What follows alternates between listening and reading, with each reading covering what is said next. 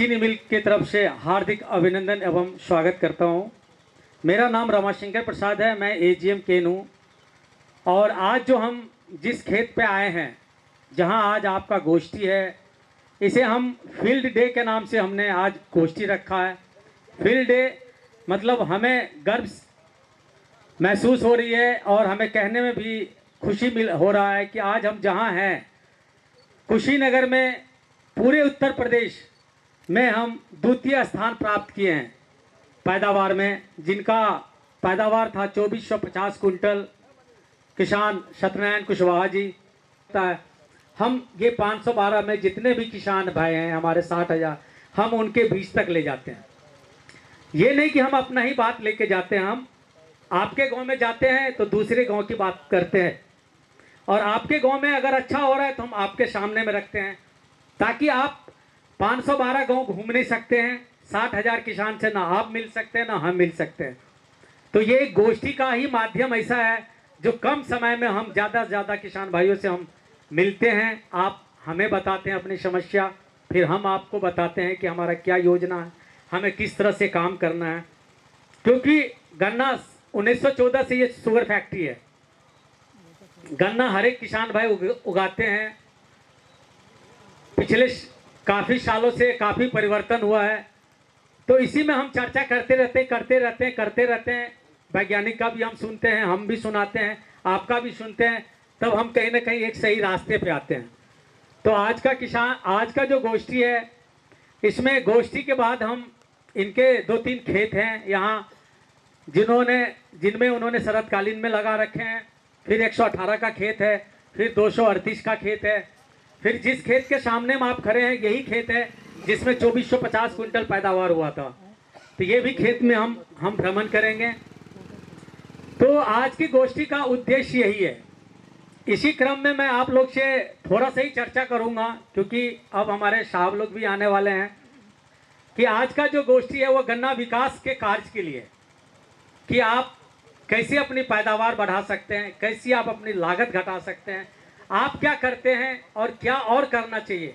क्योंकि आप ही ने इस चीनी मिल को 80 लाख क्विंटल गन्ना दिया है, आप ही ने, और चीनी मिल को 1 करोड़ गन्ना चाहिए, तो 80 लाख तो आप ही ने ही दिया है।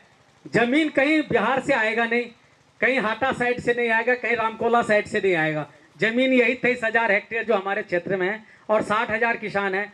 60,000 किसान में किसान तो बढ़ सकते हैं। जैसे मैं अकेला, मेरे घर में बॉन्ड है, मैं 4 भाई हूँ, 4 बॉन्ड बन सकता है। किसान 80 लाख हो सकता है, 80,000, लेकिन रकबा 23,000 है तो 24,000 हो सकता है ज़्यादा से ज़्यादा। इसी में हमें 1 करोड़ गन्ना लेना, 1 करोड़ 10 लाख, 1 करोड़ 20 लाख, क्योंकि आपकी फैक्ट्री की क्षमता बढ़ रही है। आने वाला 2 साल में हम लाख क्रश करेंगे, प्रतिदिन हम 1 लाख कुंटल गन्ना क्रश करेंगे। तो आपकी फैक्ट्री में आप लोग जाइएगा तो आपको लगेगा कि आपकी फैक्ट्री में काम चल रहा है, क्योंकि आपके डोंगा का क्षेत्र एरिया बढ़ाया गया है। धीरे धीरे शुरुआत हो रही है। तो हमें इसी क्षेत्र में से 1 करोड़ गन्ना चाहिए, इसी क्षेत्रफल में, और आपने 80 लाख दिया है। लेकिन हमारे साथ एक दुर्भाग्य की बात है, ये है कि हमें जो प्रकृति है वो हमें साथ नहीं देती है। 2 साल दे देती है, फिर हमें 2 साल रुला देती है, 2 साल खुशहालता में ला देती है। हम चाहेंगे कि आपको ही, आप जितना मेहनत कर रहे हैं उसी में हम कुछ ना कुछ थोड़ी सी परिवर्तन करें, जो हम इसी रकबे में, इसी प्रकृति के साथ, इसी मौसम के साथ, इसी जलवायु में हम 1 करोड़ गन्ना ले लें। अगर आपने 23,000 एरिया में प्रत्येक किसान जितना गन्ने का झुंड है, उसमें अगर एक झुंड भी, एक गन्ना भी अगर झुंड में बढ़ गया, एक गन्ना भी अगर बढ़ गया इस झुंड में, तो 10 से 12 लाख कुंटल गन्ना तो हमें ऐसे ही मिल जाएगा। इतने ही मेहनत में हमें इसमें कुछ करना नहीं है, बस थोड़ा सा, जैसे सत्यनारायण कुशवाहा जी ने अपने समय को महत्व दिए, किस समय में क्या कार्य होना चाहिए, उन्होंने अपनी इस चीज को महत्व दिए।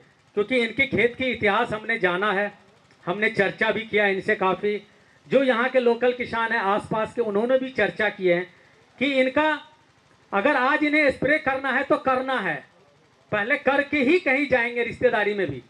तो इन्होंने अपने समय को महत्व दिया है। इन्होंने अपने काश्तकारी को महत्व दिया है कि मैं अगर किसान हूं तो मेरा खेती ही मेरा सब कुछ है। इसी खेत से मैं 1 लाख भी ले सकता हूं, इसी खेत से मैं 2 लाख भी ले सकता हूं। स्टेट बैंक तो नाम से होता है, लेकिन खेत ही आपका पैसा है। लेकिन यहां अगर 1 लाख रुपया फेंक दे तो आदमी मर्डर कर लेगा, आपस में मारपीट कर लेगा। लेकिन गन्ने के रूप में वो 1 लाख रुपया आपके खेत में है। तो हमने भी इनसे चर्चा किया तो इन्होंने, जो हमने इनका इतिहास देखा, इन्होंने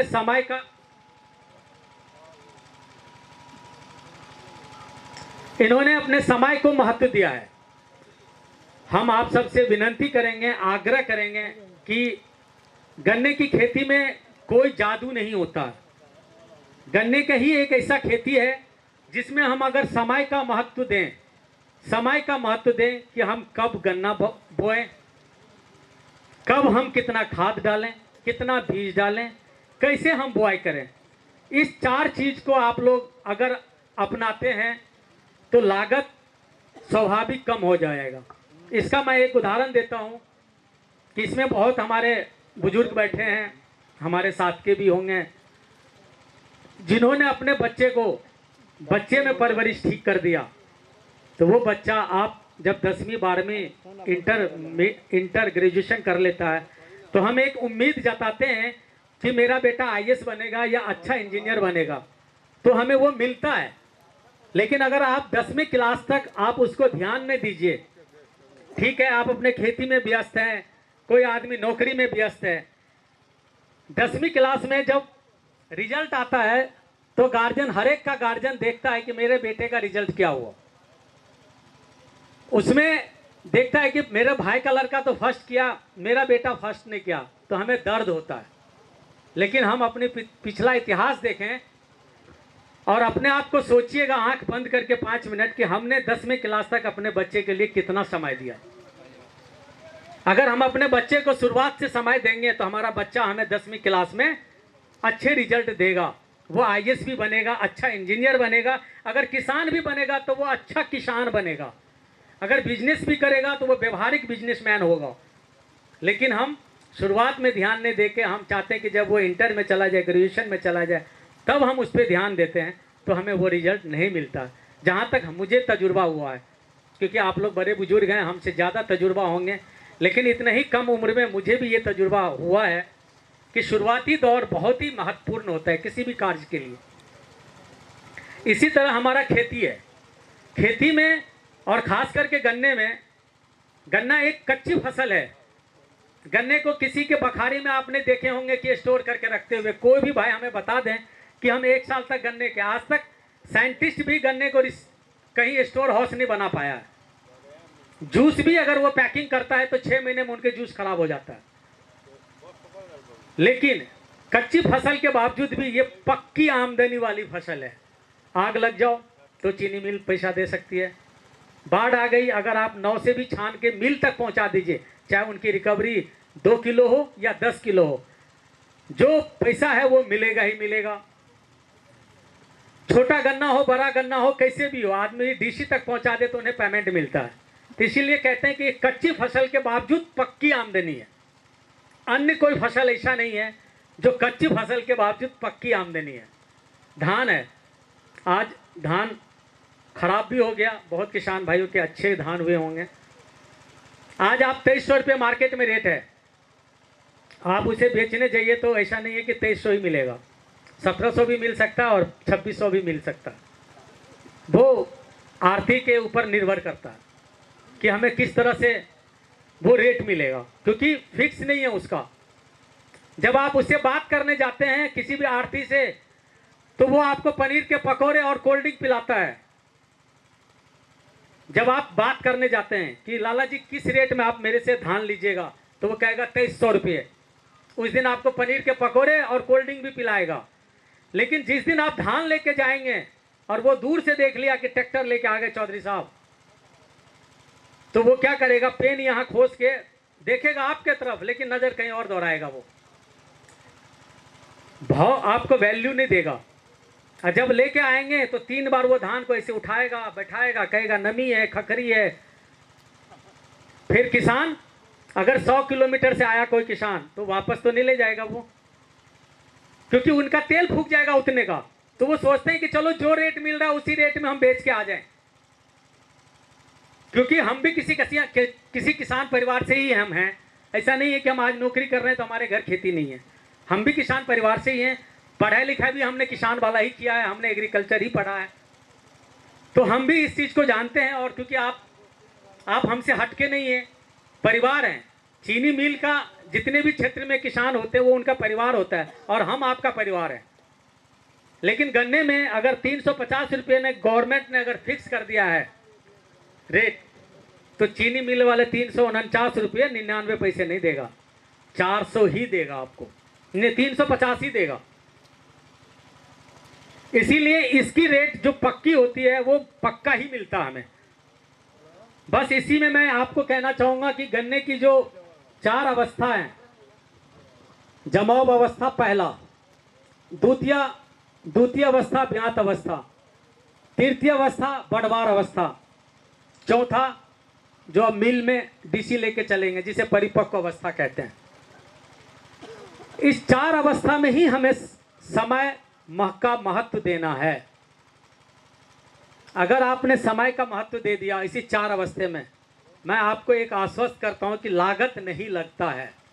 लेकिन जिस हिसाब से आप पैदावार ले रहे हैं, आपके मिल के क्षेत्र का पैदावार है 350 क्विंटल प्रति हेक्टेयर, 5 क्विंटल कट्ठे का। हम आपके बीच में जाते हैं, छोटी छोटी गोष्ठी करते हैं, हमारे डीजे महोदय भी रहते हैं, हम भी रहते हैं, जीएम महोदय भी रहते हैं, हमारे एडी साहब भी रहते हैं। हम आपसे चर्चा करते हैं। 5 क्विंटल अगर कोई कृषक भाई लेते हैं पैदावार, तो उनको 1 रुपया भी फायदा नहीं है। 100 रुपया घाटा तो हो सकता है, लेकिन 100 रुपया फायदा नहीं है उनको। आप जोड़िएगा तो आपका जो लागत और मुनाफा है वो बराबर ही बैठता है। 100 रुपया आप घाटे में ही जाते होंगे, 100 रुपये फायदे में नहीं रहते होंगे। तो हमें खेती करने में मजा नहीं आता। फिर हम सोचते हैं यार क्यों हम ये टेक्निक अप्लाई करें, ये करें वो करें। जैसे कोई बच्चा किसी का अगर शुरू में पढ़ने में तेज है तो उसके पिताजी कर्ज लेके भी पढ़ाता है। वो सोचता है कि मेरा बेटा जरूर आईएएस, जरूर आईआईटीएन, जरूर अच्छा इंजीनियर बनेगा। और अगर बच्चा तेज नहीं होता ना, तो गार्जियन भी सोचता है चलो यार काम चल रहा है चलन दो भाई, ग्रेजुएशन करवा देंगे। आज मोबाइल में कोई दिक्कत है, मोबाइल में सबको मैसेज आ रहा होगा उल्टा सीधा, कोई भारत सरकार से ही है कोई ऐसा मैसेज, तो हमें उस बच्चों पे खर्च करने का मन करता है। या आपके गांव के जो होनहार बच्चे होते हैं वो कहते हैं कि तो जी आप टेंशन मत लीजिए, इस बच्चे का खर्च मैं उठाऊंगा, क्योंकि उसे पता है कि अगर इसके पिताजी को 5 लाख रुपया मैंने दिया तो ये बच्चा बन के मुझे 5 लाख वापस कर देगा। ऐसे ही हमारे खेती में हमें रुचि तब आता है जब हमारा खेत बहुत ही अच्छा होता है और 5 क्विंटल का गट्ठा निकलेगा, तो इसमें हमें नहीं लग रहा है कि आदमी को मन लगता है। आप वही 24 घंटे 12 महीने आपके भी हैं। कोई किसान ऐसे भी हैं अपने क्षेत्र में, हम लोग देखते हैं कि जो 1000 क्विंटल भी पैदावार ले रहे हैं, कोई 700 भी ले रहे हैं, कोई 900 भी ले रहे हैं, कोई 800 भी ले रहे हैं, आपके ही खेत के बगल वाला ले रहे हैं। तो मैं आप सबसे हाथ जोड़ के विनती करूंगा कि समय का महत्व दीजिए। जो इसमें गन्ने में समय है, समय को महत्व दीजिए। आप देख लीजिएगा खुद ही कि आपको लागत भी कम लगेगा, आपकी पैदावार, मैं ये नहीं कह रहा हूं कि 5 क्विंटल से एक के बाद 20 क्विंटल हो जाएगा। 5 से 10 जाएंगे, 7 जाएंगे, 9 जाएंगे, 11 जाएंगे, 12 जाएंगे, 20 जाएंगे, और सत्यनारायण कुशवाहा जी की तरह आप 40 क्विंटल गट्ठे में भी जा सकते हैं। जब हमारे ही क्षेत्र में, हमारे ही जलवायु में, हमारे ही परिवर्तन में उन्होंने लिया है, तो हम क्यों नहीं ले सकते हैं। तो ये जो गन्ने की 4 अवस्था है, इसमें आपको बेहद सोचने की जरूरत है और इसी 4 अवस्थे के हिसाब से आप काम कीजिए। इसके लिए हमारे पास पहले हमारे शाही सर ही अकेले घुमा करते थे। शाही सर लोग ने अब इतना बड़ा टीम खड़ा कर दिए हैं। हमारे पास 30 स्टाफ का टीम था, आज हमारे पास 60 स्टाफ का टीम है। जिस किसानों पे, जिस हमारे स्टाफ पे 1000 हेक्टेयर का रकबा था, उस पे हमने 500 कर दिया है, ताकि आपके बीच में जाए, वो आपसे मिले, उनका चेहरा हर एक तीसरे चौथे दिन आपको दिखे। और जब दिखता है और आपस में जब बातें करते हैं तो कोई ना कोई समस्या का समाधान ही होता है और हमें आपको फायदा मिलता हो ना हो, लेकिन हमें फायदा मिलता है। फायदा हमें कैसा मिलता है? क्योंकि हमें अपने परिवार का हर एक चीज़ हमें पता चलता है कि हमारे परिवार में कोई दुखारी है, कोई सुखारी है, कोई अच्छा खेती कर रहे हैं, कोई किसी का बच्चा अच्छा मतलब बन गया, तो हमें सब कुछ पता चलता है अपने परिवार के बारे में। और हमें उम्मीद है कि हमारा जो टीम है वो आप तक भी कुछ ना कुछ लेके जाता होगा, जिससे आपको भी कुछ ना कुछ लाभ अवश्य होता होगा। इसी में मैं आपको कहूँगा कि इसी में हमने शरदकालीन गन्ना बुआई का हमने एक जागरूकता अभियान छेड़ा है कि शरदकालीन गन्ने बुआई हम क्यों करें, हमें उससे क्या फ़ायदा है, हम क्यों लगाएं शरदकालीन गन्ना। हम बसंतकालीन गन्ना लगाएंगे फरवरी मार्च में। बहुत किसान से मेरी बात होती है कि बाबूजी सरसों लगा देते हैं, हम फरवरी मार्च में लगाएंगे। मैं आपसे विनती करता हूं कि अगर जो सरसों लगाते हैं, जिनका खेत खाली है, आप इस समय में गन्ना लगाइए। इस समय में गन्ना लगाने से क्या फ़ायदा है, मैं आपको फ़ायदा बता रहा हूँ। पश्चिमी उत्तर प्रदेश में इस चीज़ का फ़ायदा नहीं है, क्योंकि वहाँ के जलवायु, वहाँ ऊंचली और निचली ज़मीन नहीं है, लेकिन हमारे क्षेत्र में ऊंचली और निचली ज़मीन है। इसी के कारण आप किसी साल 80 लाख गन्ना देते हैं, किसी साल 25 लाख देते हैं, किसी साल 32 लाख देते हैं, किसी साल 63 लाख देते हैं। आपकी पैदावार बरकरार नहीं है। वो अगर 1 करोड़ देते हैं चीनी मिल को, तो 95 लाख और 1 करोड़ 10 ही होता है, 70 लाख नहीं होता उनका, क्योंकि उनका जो जमीन है और उनकी जो उधर की जो वातावरण है वो अलग है। हमारे यहाँ क्या है, उचली निचली जमीन है। जितने भी गंगा, यमुना, गंडक, सारे नदी नाले हैं हमारे, गोरखपुर से लेके बिहार तक। बिहार में समस्तीपुर लास्ट जिला पड़ता है, उधर खगड़िया, और इधर आपका गोरखपुर, सारे नदी नाले हैं। जितने भी देवी देवता हैं हमारे गोरखपुर से लेके बिहार तक ही हम आश्रित होते हैं, क्योंकि सबसे ज़्यादा त्योहार पर्व हम ही मनाते हैं। फिर भी कुदरत हमें 2 साल तो हंसी देती है और 2 साल रुला देती है। पिछले साल आपने 80 लाख दिया, उससे पहले हमारे साई सर कह रहे थे कि रमाशंकर ये 40-42 लाख क्विंटल गन्ना मिला था हमें, उससे पिछले साल भी कम मिला था। मैं आपसे आग्रह करता हूं कि अगर शरदकालीन गन्ने बुआई में आप रुझान पैदा कर लिए, खास करके निचली जमीन में, तो आपके पैदावार 80 लाख से तो 40 लाख पे नहीं आएगा, 80 से 70 हो सकता है, 65 हो सकता है, 90 भी जा सकता है, लेकिन 40 लाख नहीं आएगा। इससे आपको फायदा क्यों? क्योंकि निचली जमीन में जब हम गन्ना लगाते हैं मार्च अप्रैल में, सरसों काट के, उस समय जो गन्ना लगाते हैं आप, वो गन्ने का उम्र होता है मात्र, जब बाढ़ कब आती है, जून जुलाई में, मई में नहीं आती कभी बाढ़, न कभी सितंबर में आती है। जून जुलाई में हमारे फसल का उम्र होता है मात्र 3-2.5 महीने, 3 महीने, 4 महीने का। 15 दिन भी अगर पानी रुक गया तो आपका गन्ना, क्योंकि वो बच्चा होता है, वो बच्चा सूख जाता है। जब बच्चा सूख जाएगा तो हमारी जो लागत भी लगती है, वो भी लागत हमें नहीं मिल पाता, वो भी लागत हमें नहीं मिल पाता। लेकिन आप अगर अक्टूबर, नवंबर, दिसंबर तक हम आपको कह रहे हैं कि गन्ना लगाइएगा निचली जमीन में, ऊपरी में तो लगाते ही आदमी जो लगाते हैं, उस समय में आपके फसल का उम्र होगा 7, 8, 9 महीना, 6, 7, 8, 9 महीना, जिस समय में पोरी बनने की अवस्था होती है। और जब पोरी बनता है तो 15 दिन, 20 दिन भी, 1 महीने भी अगर गन्ना पानी में रह गया तो 100% नुकसान नहीं होगा, 10% होगा, 20% होगा, 30% होगा, लेकिन 100% नुकसान नहीं होगा। वो आप लोग का तजुर्बा होगा, क्योंकि हम 512 गांव में घूमते हैं, देखते हैं, लेकिन आपको अपने खेत का तजुर्बा होगा। तो मेरा मानना है कि 100% नुकसान उस खेत में आपको नहीं होगा। क्यों? क्योंकि गन्ने का उम्र ऐसा हो जाता है कि आप उसमें, वो गन्ने की पोड़ी बनने की अवस्था होता है, और जब पोड़ी बनने का अवस्था होता है तो उस समय में पानी जल्दी नुकसान हमें नहीं करता। तो मैं आप लोग से विनती करूंगा, हाथ जोड़ के विनती करता हूं कि आप लोग परिवर्तन कर लीजिए। मैं ये नहीं कह रहा हूं कि आप इसी साल परिवर्तन कर देंगे, लेकिन शुरुआत कीजिए। शुरुआत अगर आप करेंगे 1 साल 2 साल, क्योंकि गन्ना विकास का कार्य 3 साल में पूरा होता है और चौथे साल में बाजार में वो चीज़ दिखता है। आज हम शुरुआत करेंगे, इस साल करेंगे 2% किसान, अगले साल हो जाएंगे 10%, तीसरे साल कम से कम 50% होते हैं, चौथे साल आप डीसी में भर के मिल में लेके जाएंगे गन्ना। लेकिन शुरुआत आप करेंगे तो आपको इस ही परिवर्तन में, इसी वातावरण में हमें कुछ ना कुछ फायदा मिलेगा। ये चीज़ मैं आपके बीच में रखना चाह रहा हूँ। और अब हमारे बीच में हमारे अधिशासी निदेशक महोदय और महाप्रबंधक गन्ना महोदय जी का आगमन हो रहा है।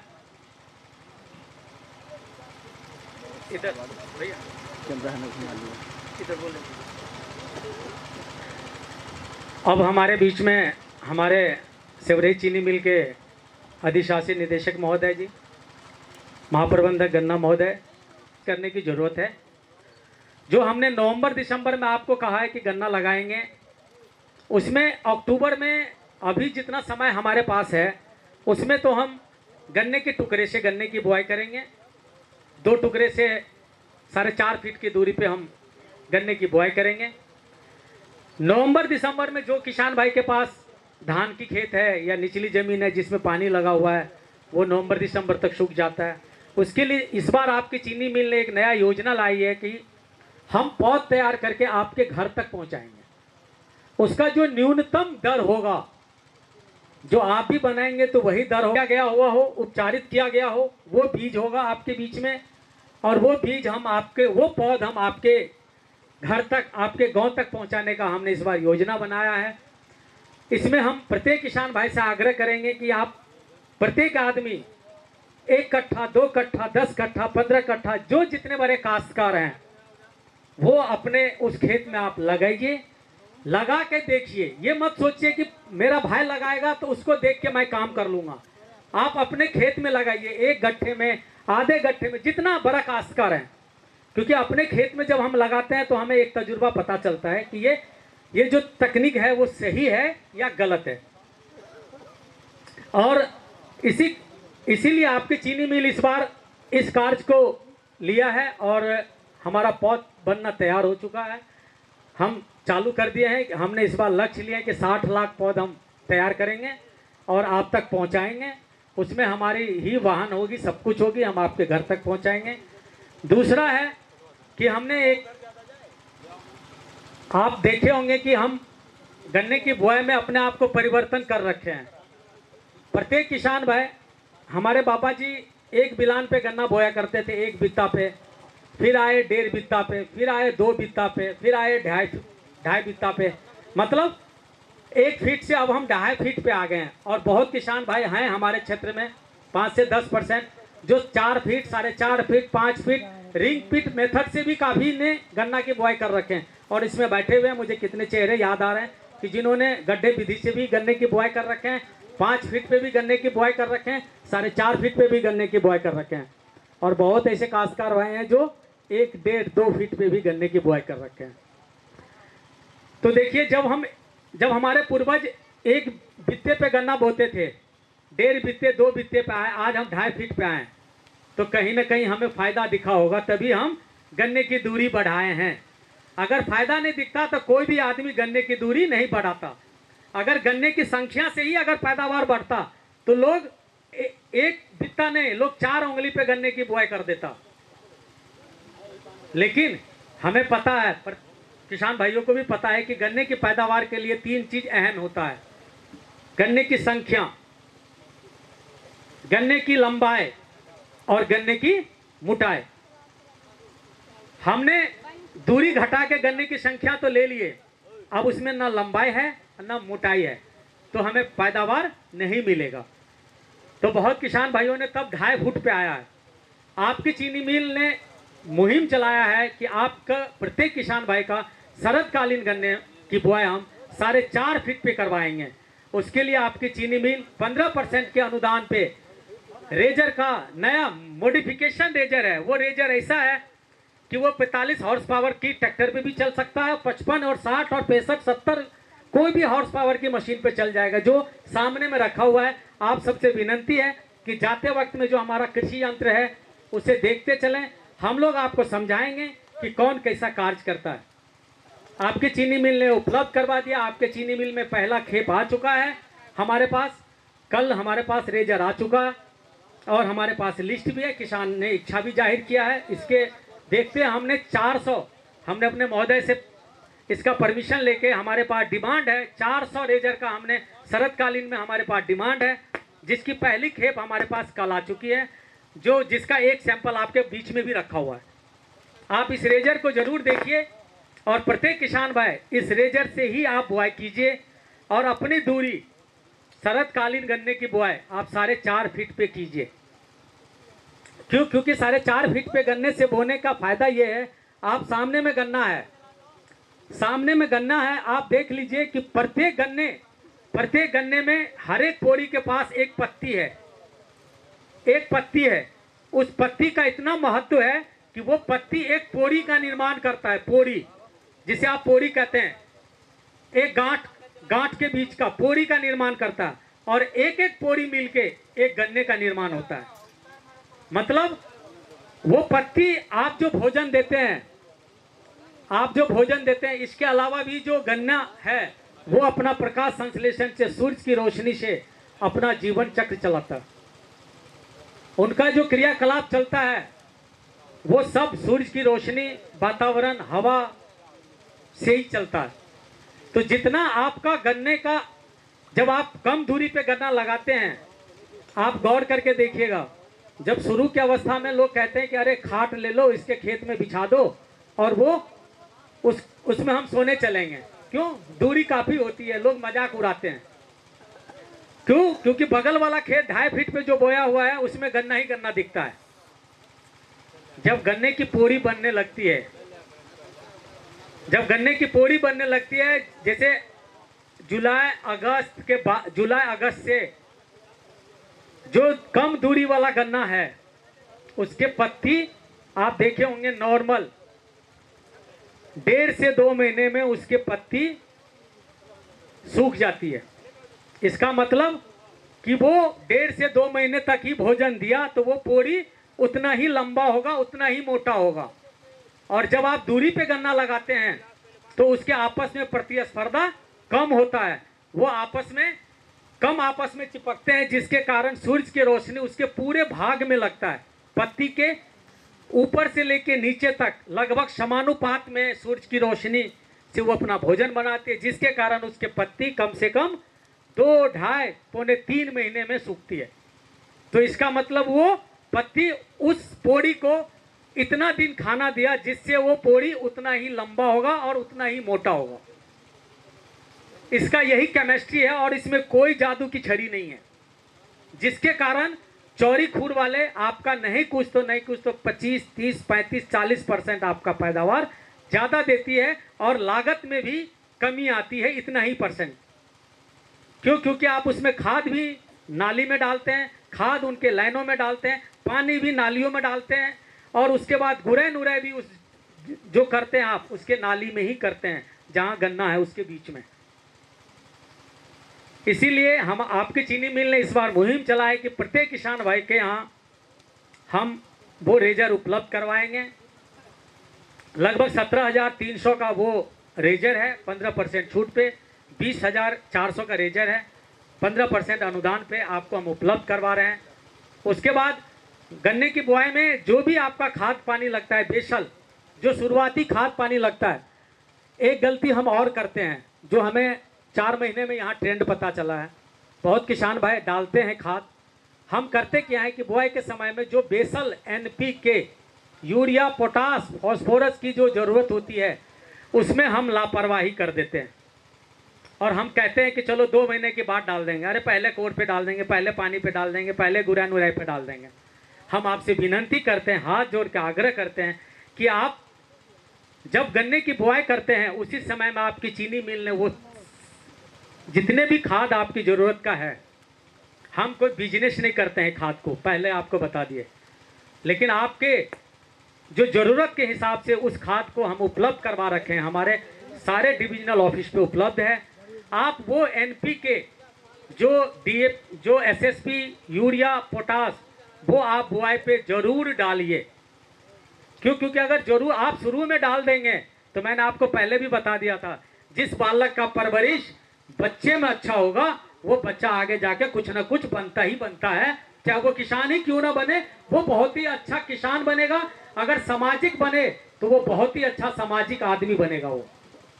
इसी तरह से जो आपका खाद है शुरू का, वैज्ञानिक ने गलत बैलेंस फर्टिलाइजर नहीं डाला है, उन्होंने सही रिकमेंड किया है कि आपको वो चीज़ गन्ने की बुआई पे डालना है।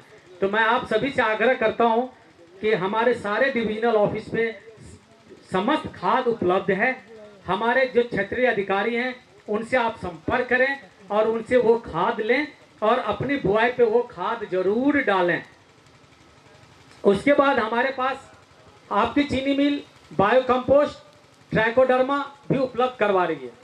बहुत किसान भाई डाल रहे हैं बायो कंपोस्ट, बहुत खुश हैं, क्योंकि हम लोग भी घूमते हैं तो कहते हैं कि बाबूजी हमें उपलब्ध करवा दीजिए।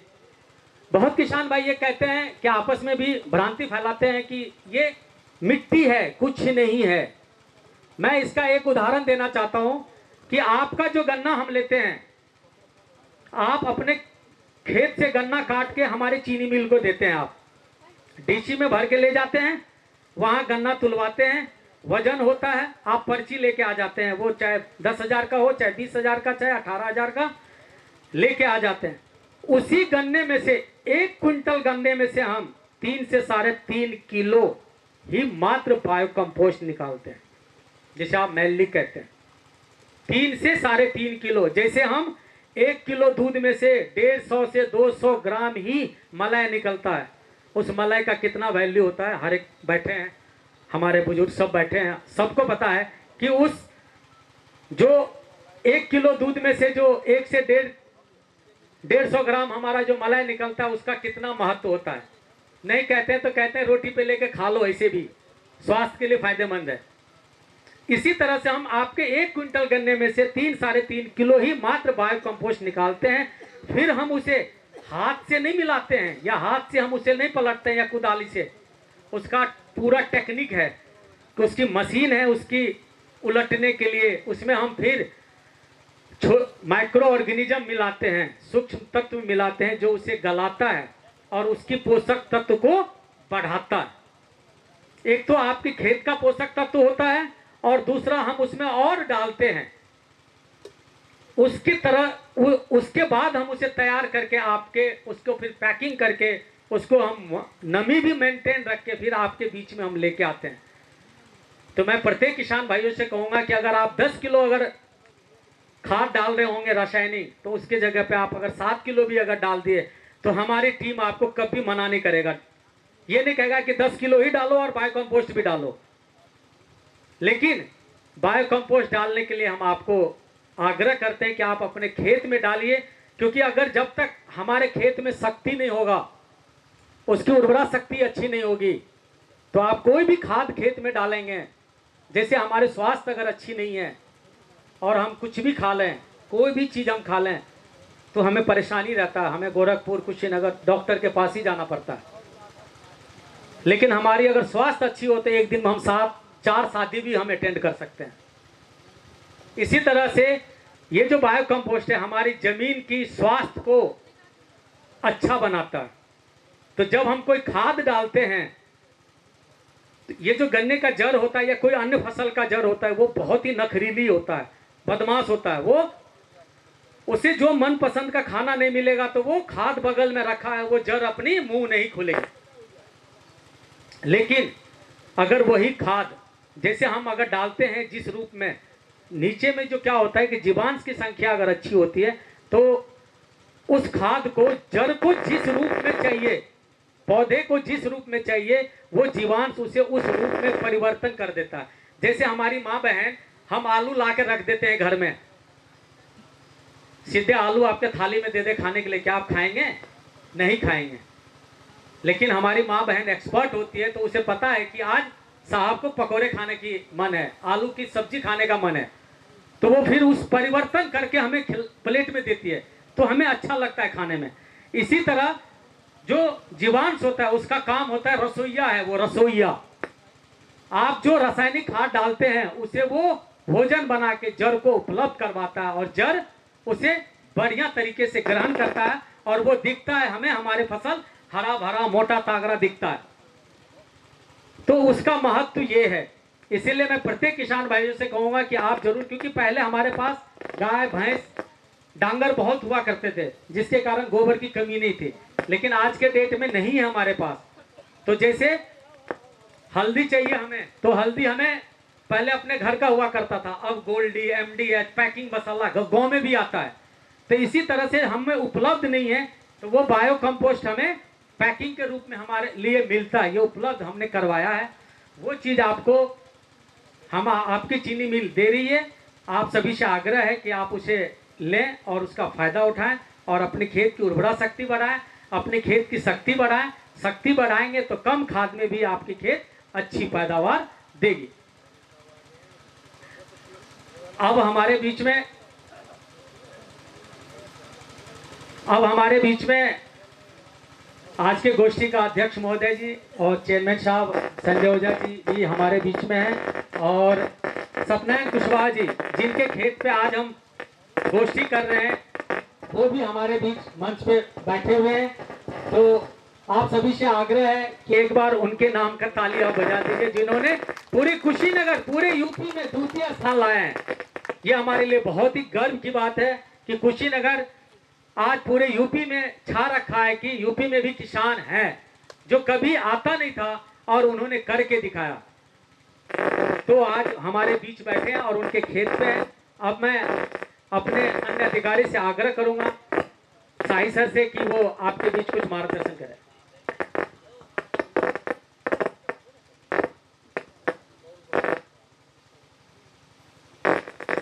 अब इसी क्रम में जो हमारे आज जो हम गोष्ठी कर रहे हैं और जिन्होंने द्वितीय पदक लिए हैं पूरे उत्तर प्रदेश में, आज आप सब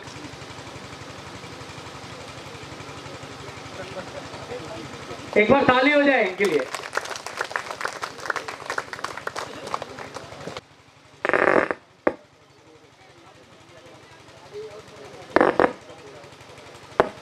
अब मैं अपने महाप्रबंधक गन्ना महोदय से आग्रह करूंगा कि चेयरमैन साहब का फूल माला पहना के स्वागत करें।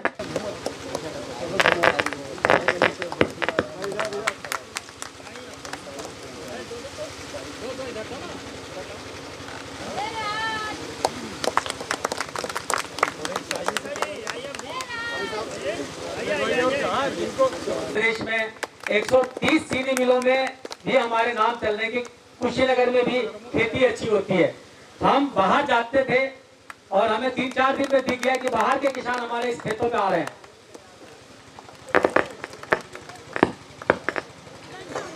यह आयोजन जो किया गया है, इसका मुख्य उद्देश्य यही था कि कभी हम पूर्वी क्षेत्र जो था पूरे प्रदेश का, वह एक उपेक्षित दृष्टि से देखा जाता था।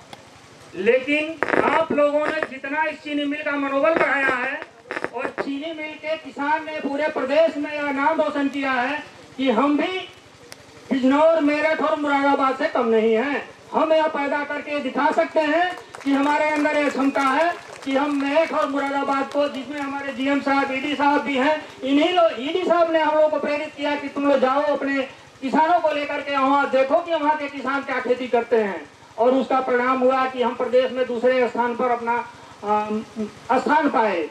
यह और उसका देन है कि चीनी मिल आप लोगों के इस सहयोग से प्रबंध तंत्र ने निर्णय भी ले लिया है। इस चीनी मिल की क्षमता जो 50,000 पर डे क्रशिंग करने वाली थी, उसकी क्षमता बढ़ाकर 1 लाख करने जा रही है कि 2 साल में आपकी चीनी मिल 1 लाख पर डे क्रशिंग करेगी।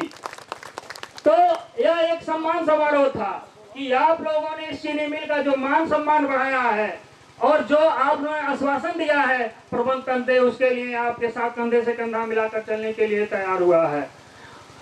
सबसे मेन चीज है कि यह एक दिखाने की चीज यही थी कि हमारी जमीन जो है वह यह क्षमता रखती है कि हम 1 हेक्टेयर में यानी 1 कट्ठे में हम 40 कुंटल तक पैदावार ले सकते हैं। इस जमीन से तो बहुत नजदीकी से 10-12 सालों से हम जुड़े हुए हैं और यह जमीन जो देखा जा रहा है, यह जमीन अगर कहा जाए तो जितनी जमीन है उसमें सबसे हल्की जमीन है। यह इन लड़कों का अपना परिश्रम और त्याग है कि इन्होंने ले आकर के 40 कुंटल इस खेत से गन्ने को पैदा कर लिया है। हमेशा लगा रहने से, अपनी टाइम से, हर काम करने से, और उनके दिमाग में एक बन गया था। हम बार बार कहते थे कि आप प्रदेश में अपना स्थान लाओगे, और वह दिन आ गया कि जिस दिन हम लोग ने भी अपने पूर्वांचल का नाम उत्तर प्रदेश के दूसरे स्थान पर लगा दिए। जिस दिन हम लोगों की क्रॉप कटिंग हो गई थी, डीसीओ साहब देवरिया से आए हुए थे, जब कटिंग करा के वो गए थे 11 बजे रात को फोन आता है हमारे पास, साहिब जी ऐसा तो नहीं है कि हम लोगों की कोई गलती हो गई है। हम कहिए गन्ना खेत में खड़ा हुआ है, आप प्रदेश के जिस सक्षम अधिकारी से कटिंग कराना हो ले आकर के यहाँ कटिंग करा सकते हैं। और जब से बुआई हुई थी और जब तक गन्ना खड़ा हुआ था, जितने फोटोग्राफ थे हमारे सारे हमने उनको भेजा। और जब वो शासन को भेजे, जो शुक्ला जी पूरे प्रदेश का नेतृत्व करते हैं विकास का, जब देखे उसके बाद किसी का आज तक यह फोन नहीं आया कि का कटिंग जो हुई है, क्योंकि यह गन्ना खड़ा हुआ है। आप लोग खुद देखेंगे इसकी लंबाई और चौड़ाई ऊंचाई क्या है। तो आप लोग इतने सारे लोग जुटे हुए हैं जो हर क्षेत्र का अपने गांव का नेतृत्व करते हैं। सबके अंदर यह क्षमता है कि केवल कुशवाहा ही नहीं, हर लोग कुशवाहा हर गांव में बने। और जो हमारी क्षमता बढ़ रही है उसके लिए 1 करोड़ गन्ने देने के लिए कम से कम तैयार रहे। इसके लिए सारे लोग सहमत हैं। जरा हाथ उठाकर ईडी साहब को संतुष्ट करिए कि हाँ हम इतना गन्ना दे सकते हैं। चलिए धन्यवाद। इसके लिए हम लोग चीनी मिलों से सारे लोग विमुख होते चले जा रहे हैं, लेकिन प्रबंध तंत्र और मालिक ने हमारे बीड़ा उठाया है कि चीनी मिल को जैसे आपने प्रदेश में स्थान दिलाया है, वह यह चीनी मिल भी प्रदेश में स्थान लाएगी। और इसके लिए हम लोग प्रयासरत थे। पहले तो हम लोग वह दिन देखे हैं कि जब 2 लोग और 4 लोग मिलकर क्षेत्र में घुमा करते थे, और आप लोगों से एक संकल्प लिया गया था कि 9302 जो वैरायटी है उसको आप लोग हटाइए, और उसको हाथों हाथों आप लोगों ने लिया और उस वैरायटी को आप लोगों ने हटा दिया। अगर वो वैरायटी 2 साल अगर रह गई होती तो 838 की रिकवरी थी, या चीनी मिल बंद हो गई होती, न आप यहाँ बैठे होते न हम यहाँ बैठे होते। आप लोगों का लगन और परिश्रम देख करके सारे लोग इसमें जुटे हुए हैं। मैं थोड़ा सा और समय आप लोगों का ज्यादा नहीं लेंगे, और जीएम साहब से कहेंगे कि आप लोगों का मार्गदर्शन करेंगे। मंच पर बैठे आज की अध्यक्षता कर रहे हमारे चेयरमैन साहब, आदरणीय अधिशासी निदेशक महोदय, और हमारे जितेंद्र जी, और हमारे किसान जो जिन्होंने यूपी में द्वितीय स्थान प्राप्त किया है, हमारे लिए तो उन्होंने प्रथम स्थान प्राप्त किया है। और मेरे सभी सम्मानित किसान भाइयों, मेरा सभी को प्रणाम। देखिए, आज जो गोष्ठी का आयोजन किया गया है वो आयोजन केवल यही है कि हम ऐसी जगह फील्ड डे का प्रोग्राम करें कि जब भी जो हमारे चीनी मिल क्षेत्र के जितने भी किसान आए कम से कम देखें, खेत में कराना है, जिससे कि पैदावार ज्यादा से ज्यादा ले सकें। उसके लिए आप लोग 109 साल से फैक्ट्री चल रही है, सभी लोग प्रयासरत हैं, कोई कमी नहीं करते हैं, लेकिन कहीं ना कहीं किसी वजह से कोई कमी हो जाती है, वही हमको सुधारने की आवश्यकता है। जैसे अभी साई जी ने भी कहा है कि हमारे यहाँ जमीन जो हमारे इस पूर्वांचल में है और वो भी सिवरेज क्षेत्र में, तो जमीन में क्या होता है, एक वैज्ञानिक भाषा है ऑर्गेनिक कार्बनिक पदार्थ, जो यहाँ यूपी में सबसे ज्यादा है।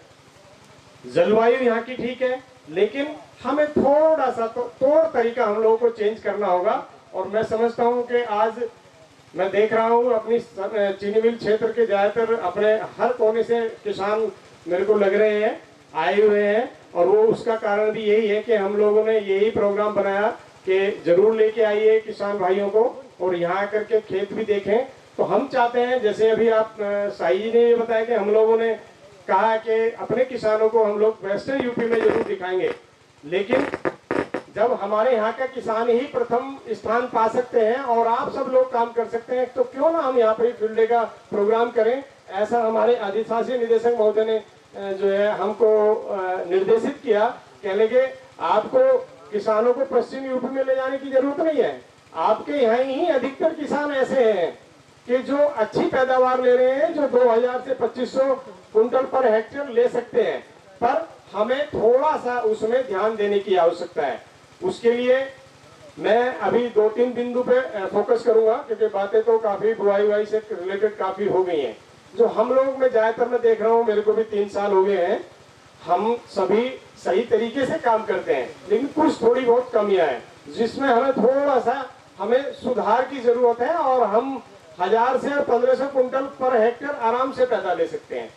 सबसे पहले मैं बात करूंगा फील्ड प्रिपरेशन की। जो हम खेत की तैयारी करते हैं, मैं यहाँ जितने किसान भाई बैठे हुए हैं, मैं सभी की तो बात नहीं करूंगा, लेकिन ज्यादातर मैंने देखा है कि रोटोवेटर से गन्ना जुतवा दिया, खेत जुतवा दिया, उसके बाद खुर निकलवा दिया रेजर से, और वो मात्र 3-4 इंच गहरा ही खुर निकलता है। तो सबसे पहले आज हम अच्छी तरह गांठ बांध लेंगे कि हमें अगर खेत की तैयारी करानी है तो सबसे पहले गहरी जुताई जरूर कराएं। वो गहरी जुताई के लिए चीनी मिल द्वारा पिछले सालों में आपको एमबी प्लाऊ दिए गए हैं, चिजलर दिए गए हैं। इस बार भी हम लोग जो है गन्ना विकास कार्यक्रम के अंतर्गत आप लोगों को भी उपलब्ध करा रहे हैं, और वो दिए भी गए हैं। तो गहरी जुताई मेरी समझ से करना बहुत जरूरी है, क्योंकि गहरी जुताई करने से क्या होता है, जो इसकी जड़ें हैं गन्ने की, वो नीचे जाती हैं और पोषक तत्वों को ग्रहण करती हैं।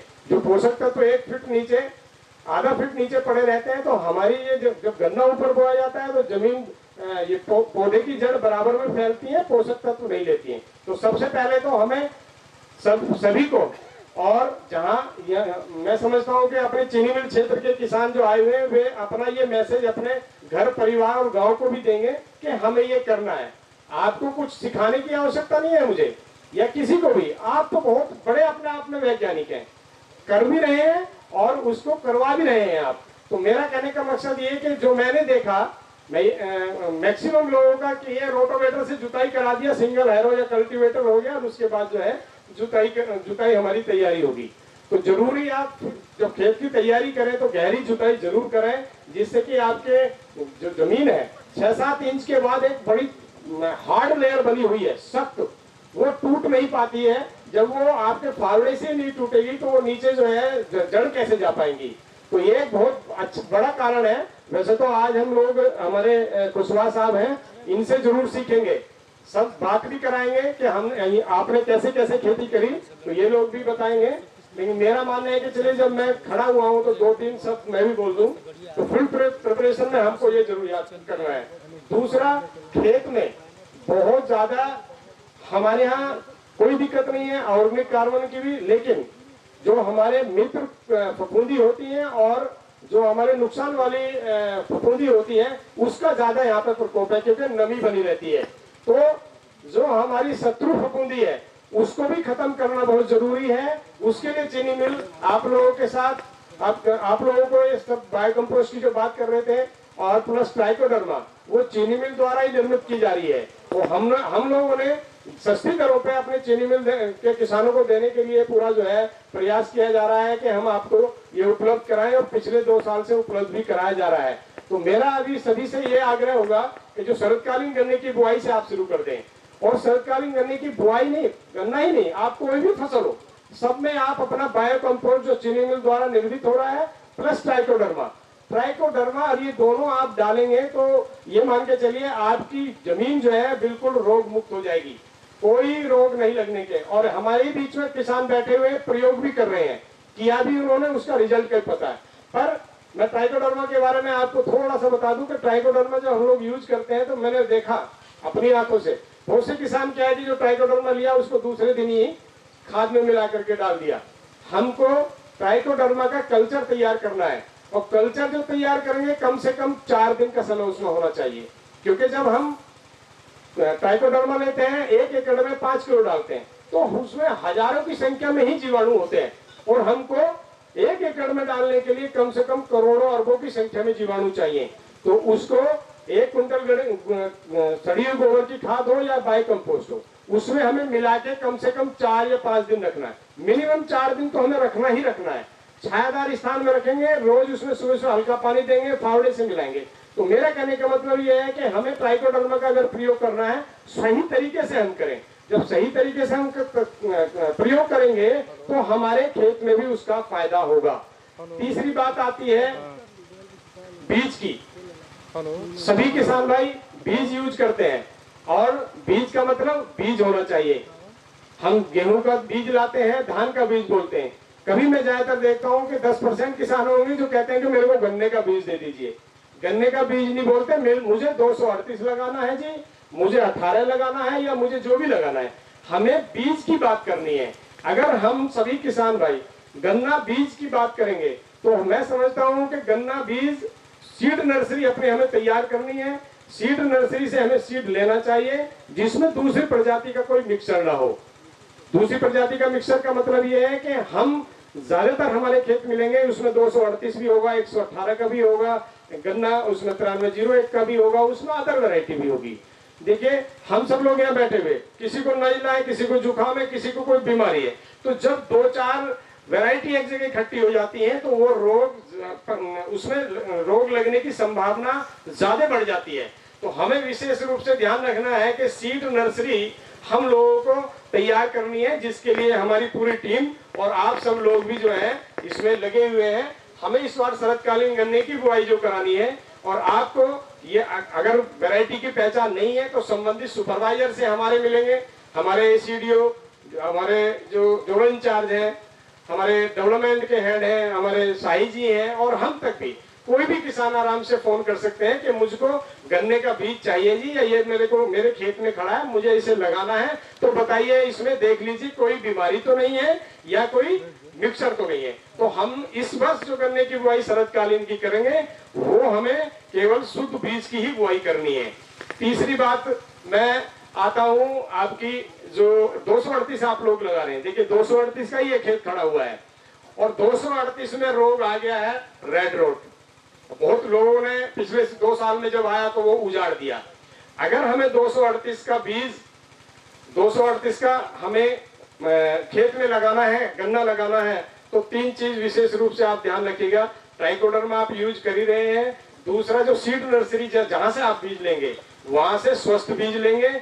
और तीसरी बात जो मैं कहने जा रहा हूं, क्योंकि अभी हमें आंखों से दिखाई नहीं दे रहा इसमें अगर कुछ रोग है या नहीं है, जब हम इसको काटेंगे तभी नहीं कुछ पता लगता कि इसके अंदर जो है बीजाणु है कि नहीं है।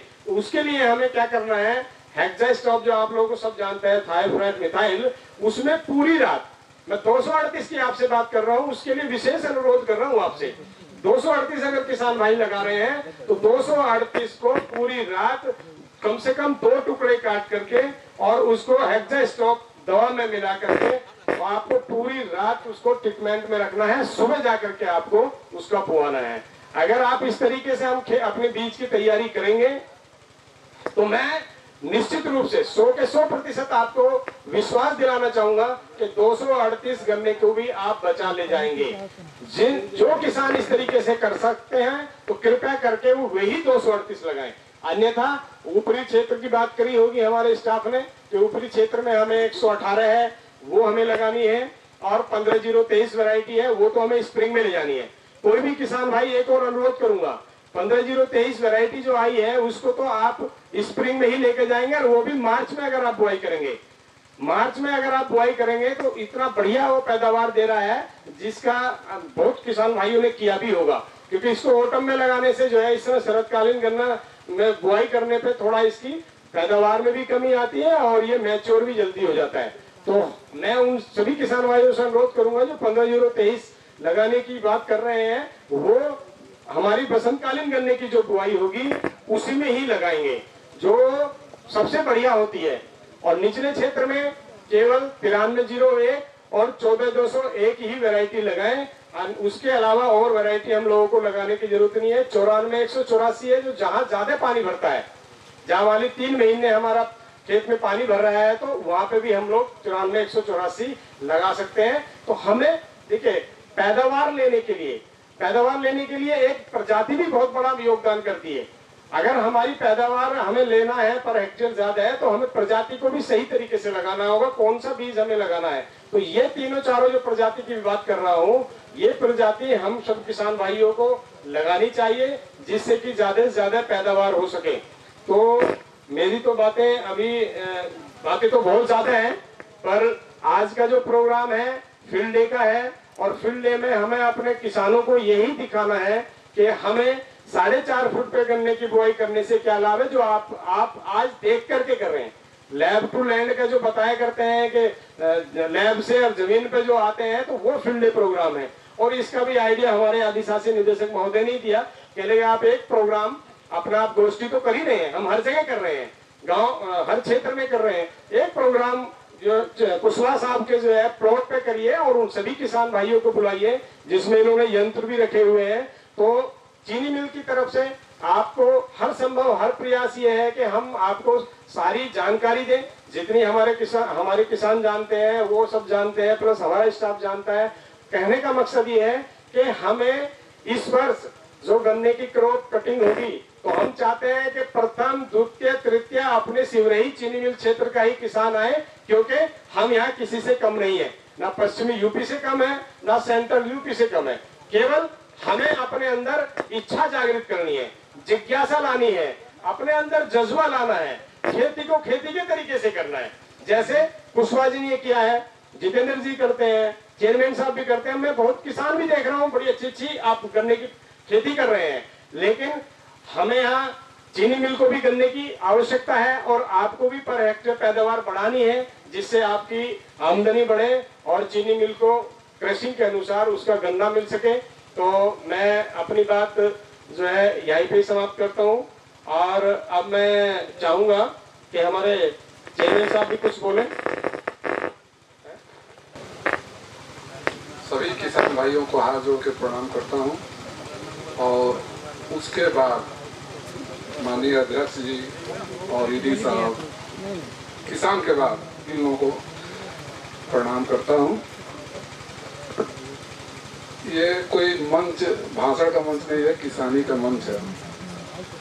तो जो भी बात हो किसान और मिल के हित की बात हो, जिससे कि दोनों तरफ आग बराबर लगी रहे। तो नहीं कहते हैं इसमें आग बराबर लगी रहे, तो इसमें मिल और किसान के दिल में आग बराबर रहेगी तो हम दोनों का हित रहेगा और दोनों सफल होंगे। मैं पीछे 4-5 साल पीछे की एक बात आप लोगों से सभी लोगों के सामने घटी हुई है, लेकिन कोई कहता है कोई नहीं कहता है। परिस्थिति ऐसी आ गई थी, हम लोग मिल से बहुत आते जाते रहे कि परिस्थिति ऐसी आ गई थी कि संभवतः मिल बंद होने के कगार पर था। उस समय और जो मिल को खड़ा करने में किसी का योगदान रहा, तो इसके पहले पर जो साहब के पहले निदेशक साहब थे माननीय शेर सिंह चौहान साहब, पहली बार कोई निदेशक मिल से चल के किसी किसान के दरवाजे पर गया, वो शेर सिंह चौहान थे और उन्होंने चाहे हाथ जोड़ के दबाव दे के जैसे विवाह 9302 को, क्योंकि उन्होंने कहा जितेंद्र जी लग रहा है कि जब हम आए हैं तो रोड के दोनों तरफ फूल खिले हैं, गुलशन गुलशन, हर खेत में फूल खिला हुआ था। अरे समझिए कि मिल और किसान दोनों की बर्बादी का हम लोगों को बहुत अच्छा लगता था, क्योंकि कुछ उसमें लगता ही नहीं था, बोल देते थे और काटने चले जाते थे, एक बार डाई यूरिया मार दिए। तो फूल खिले हैं, गुलशन गुलशन को हटाना और जो मिल को बचाना है। उन्होंने प्रयास किया और किसान, और प्रयास करके क्या करते, किसान हम लोग सहयोग नहीं करते, तो हम सभी किसानों ने सहयोग किया और 2-3 साल में स्थिति ऐसी हो गई कि मिल अपने जगह पर खड़ा रह गया। और तब तक हमारे नए निदेशक साहब आए, एक नहीं कहते हैं हम लोग देहात में कि बहुरिया का पौरा, इनका पौरा हमारे मिल के लिए बहुत ही सुखदायक रहा कि जितना आज तक हम लोग सोच नहीं सकते थे। पिछले सीजन में उतना चीनी का उत्पादन हुआ और सबसे हम लोगों के लिए खुशी की बात रही, और जिसमें आप लोग सहमत हुए, सबसे पहले इन्होंने भुगतान कराया, इसके लिए तो जोरदार ताली इनको होनी ही चाहिए। सर का ही प्रयास था कि हम लोगों का भुगतान इतना समय से कभी होता था जी नहीं, इस बार इन्होंने करा, इसके लिए हम सभी किसानों की तरफ से और अपने तरफ से धन्यवाद देते हैं साहब को। योजनाएं बहुत फील्ड में इन लोगों ने लाया है, कुछ सफल है, कुछ हम ये नहीं कहेंगे सभी सफल ही है, कुछ सफल है, कुछ असफल है, कुछ किसी के लिए फायदेमंद है, कुछ किसी के लिए फायदेमंद है। साहब हम लोगों को भेजे करनाल, प्रदीप भी गए थे, हम भी गए थे। वहाँ पर डॉक्टर बक्सी राम साहब के नेतृत्व में वहाँ पे कार्यक्रम चल रहा था। तो हम लोगों को ये लगा कि हम लोग बहुत कम, मतलब भोजपुरी में कहते हैं कमासूत, बहुत कमासूत बनेगा, तो मैं कुआं का मेढक बनेगा। हम प्रदेश में कहें कि उनके बहुत पानी तो कुआं जब मेढक पानी जा। जो महाराष्ट्र के किसान वहाँ पर आए थे, जो सरकारी संगठन के किसान थे, या जो साउथ का एक काले काले करके आए थे, उन लोगों का जो संगठन था, उन लोगों का जो डेमो हम लोग देखे तो हम लोग कहे कि कुआं के मेढक हैं हम लोग। फिर भी मन में जिज्ञासा जगी और कुछ करने का मन लगा। तो सही बात है कि केवल सोच लेने से बहुत सा कुछ होगा नहीं। प्रयास हम भी बहुत किए, प्रयास सभी लोग करते हैं कि किसी का उत्पादन अच्छा हो जाए, लेकिन समय से प्रयास सबसे जरूरी है। और वो काम किए प्रदीप, जो कि आज उसका नतीजा यह है कि समय से प्रयास, समय के प्रयास का नतीजा है कि आज जो भी देश में प्रदेश में जो भी इसका स्थान आया है, समय से प्रयास। इसके लिए हम चाहेंगे कि उसके नाम पर एक समय से प्रयास के लिए उसको ताली होनी चाहिए। प्रयास सभी लोग कर रहे हैं। हमको लग रहा है कि कोई ऐसा नहीं है कि प्रयास नहीं कर रहा है कि हमारा 20 क्विंटल 25 क्विंटल न हो, लेकिन समय से प्रयास हम लोग नहीं कर पा रहे हैं। आज और जो ऐसा लग रहा है कि हमें बरसात खत्म हुई का हुई इसमें पानी चला के, लेकिन प्रदीप को हम देखे हैं कि वो कहा है कि अंकल कहता, अंकल जी ना बरसात बोले खत्म हो, लेकिन पानी जो होता, अंकल जी देखिए मैं दवा जो होता वो आज भी कल भी दवा मारा है इस गन्ने पे। तो समय से प्रयास हम लोग नहीं कर रहे हैं। एक बार और जो फंगिसाइड मार दिए हैं तो दोबारा क्या जरूरत है तो मरा ही ले रहा है, लेकिन वो हो सकता है कि उसके अगले समय हवा से कहीं से उसमें फंगस आ गया है, तो समय से प्रयास का उसका नतीजा रहा। इसके लिए उसको हम साधुवाद और आशीर्वाद उसको देते हुए चाचा को तो नमस्ते करेंगे और आप लोगों से कहेंगे कि जो भी कर रहे हैं कोई प्रयास में कमी नहीं है, समय से प्रयास हम लोग करें। और एक चीज मेरे तरफ से एक है कि मिल की क्षमता बढ़ रही है, तो मिल का दायित्व तो नहीं है। मिल की क्षमता बढ़ रही है तो मिल का क्या है, आज अधिशासी अभियंता कोई है, आज कल कोई रहेगा, किन मैनेजर पर कोई रहेगा। मिल हमारे बाप दादों के जमाने से थी, हमारे बाप दादों के जमाने से है और हमारे बच्चों के जमाने तक रहेगी। तो मिल को बचाना हमारा काम है और हम लोग कैसे बचाएंगे इसके लिए संकल्प लेना हम लोगों का काम है। और जो मिल बढ़ा रहा है तो गन्ना का पैदावार भी हम लोगों को बढ़ाना पड़ेगा, चाहे जैसे हो। हम लोग 8 कट्ठा काटते थे, हम लोग प्रयास करेंगे 15 कट्ठा काटेंगे। तो मिल में आज साहब आए हैं 5 साल के लिए हैं कि 6 साल के लिए, 2 साल के लिए, लेकिन ये मिल शायद हमारे दादा के जमाने में बनी थी और हमारे बच्चे भी इस मिल में गन्ना अपना देंगे। तो इसको बचाना उन लोगों से पहले हम लोगों का दायित्व है। इसके लिए वो लोग प्रयास भी कर रहे हैं। जहाँ मान लीजिए कि कुछ भी अनुदान पे देने की बात है, खाद बीज कुछ भी अनुदान पर दे रहे हैं। इससे पहले कौन देता था? अच्छा 5 साल पहले कहीं मिलता था अनुदान पे कुछ, तो कुछ मिल रहा है, कुछ और मिलेगा, लेकिन हम लोग सही दिशा में मांग तो कर रहे हैं। आज सिंचाई के लिए इन लोगों ने प्रयास कर रहे हैं, बिजली की मोटर लगवाने के लिए, चाहे जो भी पिछले साल इन लोगों ने प्रयास किया ड्रेनेज कटवाने के लिए। तो ये प्रयास मिल कर नहीं लाए तो किसान के जीने छोड़ सकते थे, लेकिन प्रयास के लिए हम अपने तरफ से इन लोगों को साधुवाद देते हैं कि प्रयास इन लोगों का जारी है। लेकिन इनसे 2 कदम आगे बढ़ के हम लोग प्रयास करें कि मिल बचा रहे। मिल बचा रहेगा तो हमारी शान बची रहेगी, नहीं तो मिल नहीं है तो धान के उगने से किसी की शान नहीं बचेगी। और इसमें असहमत हो तो आप लोग कह दीजिए कि नहीं आप गलत कर रहे हैं। हमारी भांजी IAS हुई 1920 में, भिसवा हमारा बहनौरा है। पडरौना मिल जब तक चला, भिसवा के हमारे रिश्तेदार लोग मतलब कंधा में कंधा नहीं मिलाने देते थे। वो मतलब बहुत हीन भावना से देखते थे कि लोग गन्ना के मामले में लोग सेवरही वाले हैं। और पडरौना जिस दिन बंद हो गया, आज उन लोगों की हालत जा रही है वहाँ पर ढाड़ा पे, तो पहले से ही उपज उन लोगों की कम हो गई। कौन इतना मेहनत करने जाए? लेकिन हम लोगों ने सेवरही को बचाया है, तो हमने चाहेंगे कि सेवरही जिस तरह से हम लोग को बचा के लाइए, हम लोग भी बचाएं और अपनी उपज बढ़ाएं। कंपटीशन क्या है? पहला दूसरा तीसरा कंपटीशन क्या है? कंपटीशन साहब ने इसलिए लगाया है कि अगर जो एक भी आदमी आ जाएगा, मिल का नाम प्रदेश में होगा, लेकिन उस कंपटीशन में 100 लोग और जो कंपटीशन में लाइन में लग गए हैं तो 10 से 15 तक वो पहुंच गए, 18 तक पहुंच गए, तो मिल को हमारे मिल की क्षमता बढ़ जाएगी। और कंपटीशन हमने नहीं लगाया, इन्होंने लगाया है कि 60 से आज 80 कर रहे हैं, 1 लाख क्विंटल का कर रहे हैं। तो कंपटीशन तो इन्होंने मिल से लगाया है।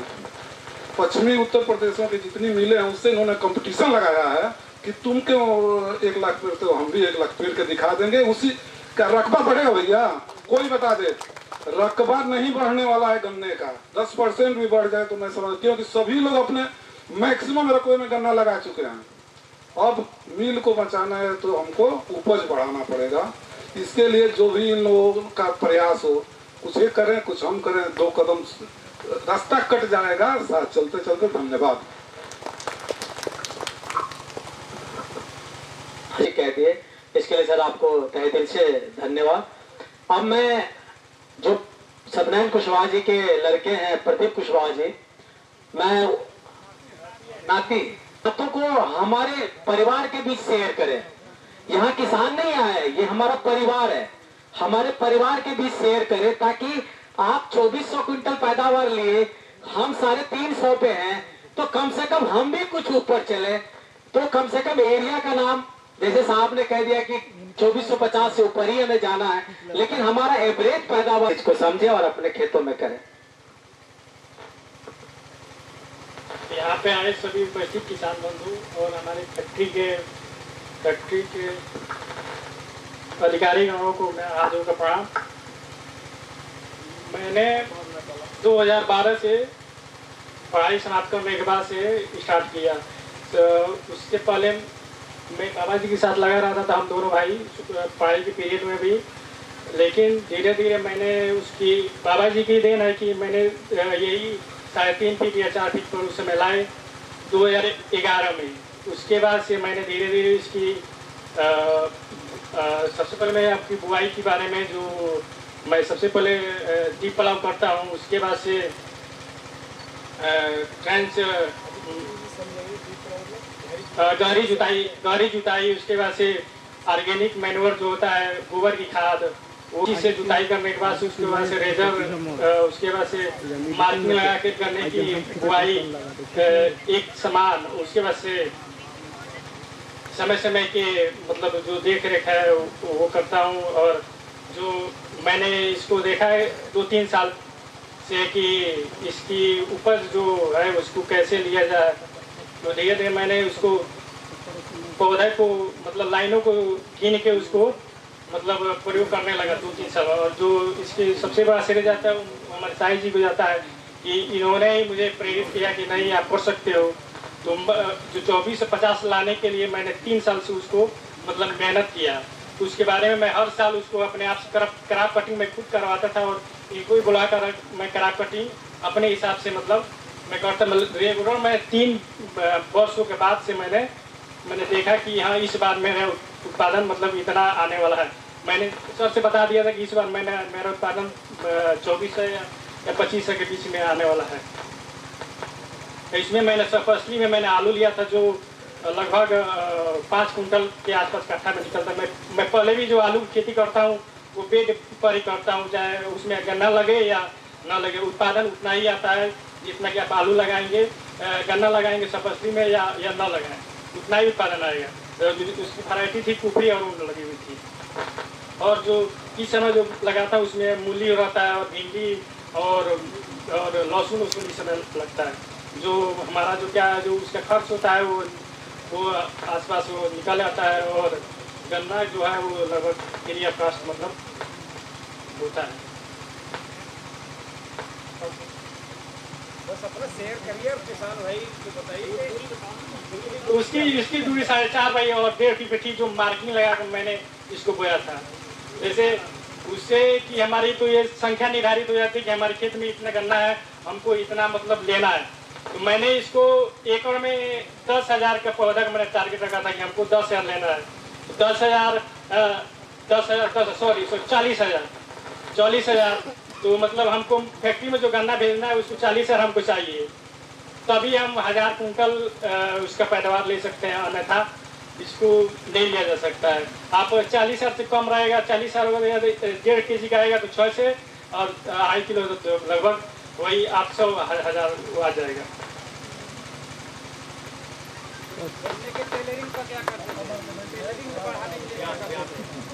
गन्ने की टिल्लिंग के लिए ये सबसे फेज रहता है 100 दिन।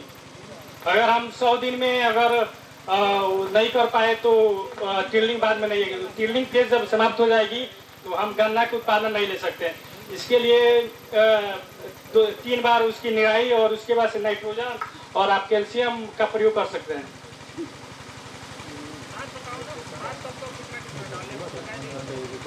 मतलब क्या है बुआई के समय क्या क्या था?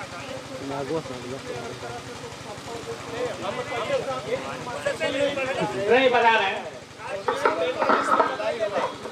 पेपर में हम लोगों को पहिया देना चाहिए कि अब तुमको ये बोलना है या तुम डालिए ऐसा नहीं बताना। मैंने पता जेंस निकालने के बाद से बुआई से पहले मैंने ऑर्गेनिक मैन्योर जो था गोबर खाद उसको डाला। उसके बाद से एकड़ की 4 बैग सिंगल सुपर फास्फेट और 1 बोरा यूरिया और 1 बोरा पोटास दे के हल्की मिट्टी गिरवा के उसके बाद से गन्ने की बुआई कर दी। लेकिन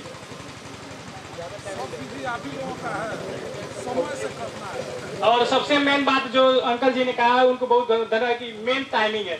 अगर हम टाइमिंग पे 100 दिन में चूक जाएंगे तो गन्ना की पैदावार नहीं आएगी।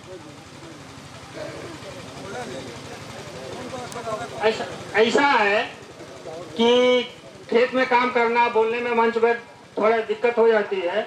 मैं इनसे यही कह रहा था कि आप जो हम लोग का एक ट्रेंड बना हुआ है कि बुआई के समय हम फर्टिलाइजर जो डालते हैं एनपीके या सिंगल सुपर फास्फेट पोटास और डाई, हमको लग रहा है कि इसमें से लगभग 80% ऐसे लोग होंगे जो पहली सिंचाई दूसरी सिंचाई जब भी यूरिया डालेंगे में डीएपी का प्रयोग करते रहेंगे।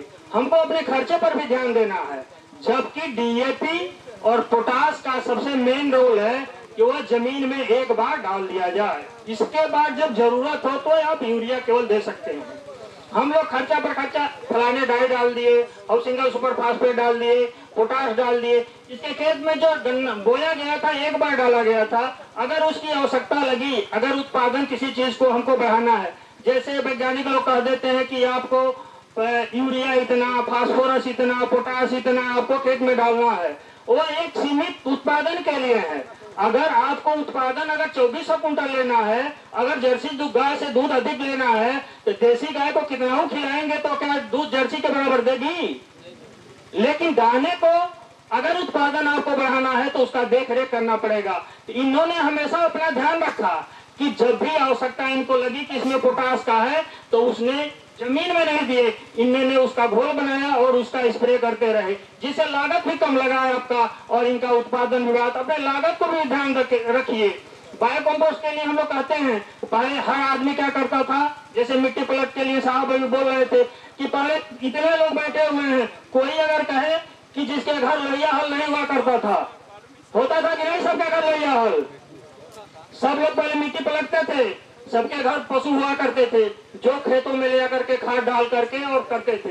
आज गोबर की खाद किसी के नहीं, किसी के दरवाजे पर कोई पशु नहीं है। तो इसलिए कहा जा रहा है कि बायो कंपोस्ट क्या करता है, गोबर की खाद क्या करता था, खेत में जो हमारी मिट्टी है वो हमारी मिट्टी जो है वह चौर की मिट्टी है, यह जब नमी होता है तो वह मिट्टी आपस में बैठ जाती है। जब हम गोबर की खाद चाहे बायो कंपोस्ट डालते हैं तो जो हवा आता है, जो निकल जाता है, जिससे जड़ों का विकास नहीं होता है, वह बंद हो जाता है। जब गोबर की खाद बायो कंपोस्ट डालते हैं तो हवा का स्पेस बनता है उसमें, जिससे जड़ें आपकी बढ़ती हैं और गन्ना आपका मजबूत होता है। जो भी खेत खाद डाले रहते हैं वो पौधे को मिलता रहता है। इसके लिए हम लोग ट्राइकोडर्मा, एजोटोबैक्टर और पीएसबी कुछ आप हम लोगों का कहने का मतलब नहीं है, बिजनेस करने का कोई मतलब नहीं है। आप अपने एक खेत में अगर 1 कट्ठा में भी यह करते हैं बायो कंपोस्ट, एजोटोबैक्टर, ट्राइकोडर्मा और पीएसबी अगर डालते हैं तो जो खाद हमें यूरिया पोटास और डालते रहते हैं वो जमीन में बेकार पड़ा रहता है, जो पौधे को नहीं मिल पाता है। या ऐसे फंगस है कि वो उसको पौधे को उपलब्ध कराते हैं। तो आपका एक तरफ लागत कम होगा, चारों तरफ डॉक्टर हर आदमी कह रहा है कि अंग्रेजी से छूटिए, योग करिए, टहलिए, आयुर्वेद की तरफ आइए। और हम अपने जमीन को जब दूषित करते चले जाएंगे तो एक दिन ऐसा आएगा कि हमारा उत्पादन भी प्रभावित होगा और हम लोग ऊंचे स्तर पर नहीं पहुंच पाएंगे। तो अपने स्वास्थ्य के साथ साथ अपने जमीन का भी स्वास्थ्य करने के लिए इन चीजों को धीरे धीरे अपनाइए, क्योंकि गोबर एक ऐसी खाद है कि जिसको आप 4 ट्राली अगर 1 एकड़ में भरपूर गोबर की खाद डाल देते हैं तो देखेंगे कि उसमें कोराजन डालने की जरूरत नहीं है, कीटनाशक डालने की जरूरत नहीं, कोई नहीं डालने की जरूरत है, कोई फंजीसाइड डालने की जरूरत नहीं है। उससे हम लोग दूर होते चले जा रहे हैं और अंग्रेजी पर निर्भर होते चले जा रहे हैं। यह हमेशा इस बात का ध्यान रखा कि एजोटोबैक्टर भी नहीं बता रहा है, इसी में कुछ कमी है। कमी यह है कि जो करता है सबको बताता भी नहीं है। इसको बुलवाना पड़ता है कि भाई जो कर रहे हो उसको भी किसानों के बीच में बताओ कि ये लोग भी सीखते रहे। इसीलिए यहाँ हम लोगों ने प्रोग्राम रखा। हम जीएम साहब से कहेंगे सभा को आगे बढ़ाएं। अच्छा बैठ जाइए, उसी पर बात होगी। पहले हो जा रहा है बगैर उसके किया हुआ, निश्चिंत रहिए। उसके लिए अभी आपसे सवाल जवाब होगा। धन्यवाद दीपक जी। दीपक जी ने अपनी बातें रखे। साई सर ने सही कहा कि ये एक्सप्लेन नहीं कर पाते हैं, हम लोग भी काफी इनसे चर्चा किए हैं। इन्होंने 100 दिन का जो आपको कहा है, मैं उसकी थोड़ी सी 2 मिनट के लिए मैं बता दूं। बुआई से 100 दिन, बुआई से 100 दिन का मतलब होता है कि उसी में ब्याज के भी अवस्थे होते हैं। बहुत प्रैक्टिस ये है कि आदमी घास के लिए खरपतवार नाशी डाल देता है, सोचता है घास खत्म हो गया, काम खत्म हो गया। लेकिन 100 दिन के अंदर में आपको जमाव और ब्याज का अवस्था दोनों आएगा। और ब्याज के अवस्थे के लिए 100 दिन ये उन्होंने 2 से 3 गुरह नुरह किए हैं।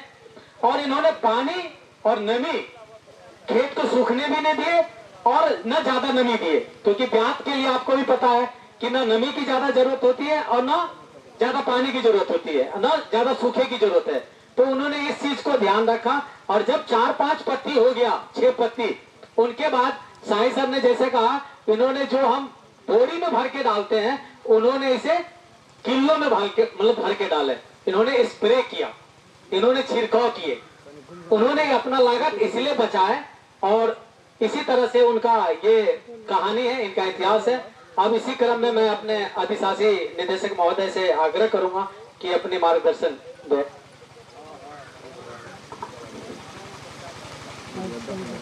आज की सभा के अध्यक्ष महोदय और इस किसान गोष्ठी के केंद्र बिंदु सत्यनारायण कुशवाहा जी, सबसे इन्हीं की वजह से ये गोष्ठी का आयोजन, गोष्ठी तो हम कर ही रहे हैं, इसके 2 पर्पज हैं। आज किसान गोष्ठी, पॉलिटिकल मंच तो है नहीं, जितेंद्र भाई ने जैसा कहा पॉलिटिकल मंच तो मैं मिल में नहीं बनने देता। यहाँ तो मैं किसानों के बीच में आया हूँ। वहाँ भी यदि कोई आदमी नेतागिरी की बात करता है, मैं तुरंत बोल देता हूँ, जबकि इस पद पे आदमी ऐसा बोलता नहीं है कि भाई किसान क्या कहेंगे, मैं उसकी परवाह नहीं करता। मैं बहुत स्पष्ट बातों को कहने वाला व्यक्ति हूँ और बिल्कुल लाग लपेट की मैं कोई बात नहीं करता और सारी बात किसानों के हित की करता हूँ। और किसानों के हित के साथ साथ चीनी मिल और किसान एक दूसरे के पूरक हैं, एक दूसरे की जरूरत है। जितनी जरूरत चीनी मिल को किसानों की है, उतनी ही जरूरत किसानों को चीनी मिल की है। इसलिए ये वो कहना कि भाई कहीं भी चीनी मिल का या किसी का, और मैं अभी परसों भी गोष्ठी थी और इस क्षेत्र में क्योंकि मैं तो 20 साल के बाद लौट के आया हूँ, कुछ लोग मुझे जानते होंगे, पहले मैं इसी पे जनरल मैनेजर गन्ना और एडमिनिस्ट्रेशन देखता था। कोई व्यवस्था नहीं थी इस चीनी मिल में। 12 साल नरपत सिंह रहे थे, 12 साल बाद मैंने उनको रिप्लेस किया था। और जो ये कहते ना भी एक भैया उठे पर्ची के लिए, पूरे क्षेत्र से कहलवाया मैंने, बाघ बकरी एक घाट पानी पिला दिया, एक और पर्ची किसी को, और मेरे चैम्बर में कोई नहीं आया। और पूर्वांचल में सबसे देर तक चलने वाली चीनी मिल थी और उस तक के इतिहास में, तब तक के इतिहास में चीनी मिल ने सबसे ज्यादा गन्ना क्रश किया था और विधिवत तरीके से गन्ना क्रश किया था। क्योंकि केन कमिश्नर के यहाँ से ये आ गया था कि कोई भी चीनी बिना डीएम की परमिशन के बंद नहीं होगी। और इस पूर्वांचल में और स्पेशली देवरिया मंडल में और गोरखपुर मंडल में अकेली सेवरी चीनी मिल ऐसी थी जो अपने किसानों का एक एक गन्ना लेके बंद हुई थी और डे टाइम में दिन के 4 बजे चीनी मिल को बंद कराया था। तो कार्य प्रणाली से तो आप दिक्कत ही ना मानो।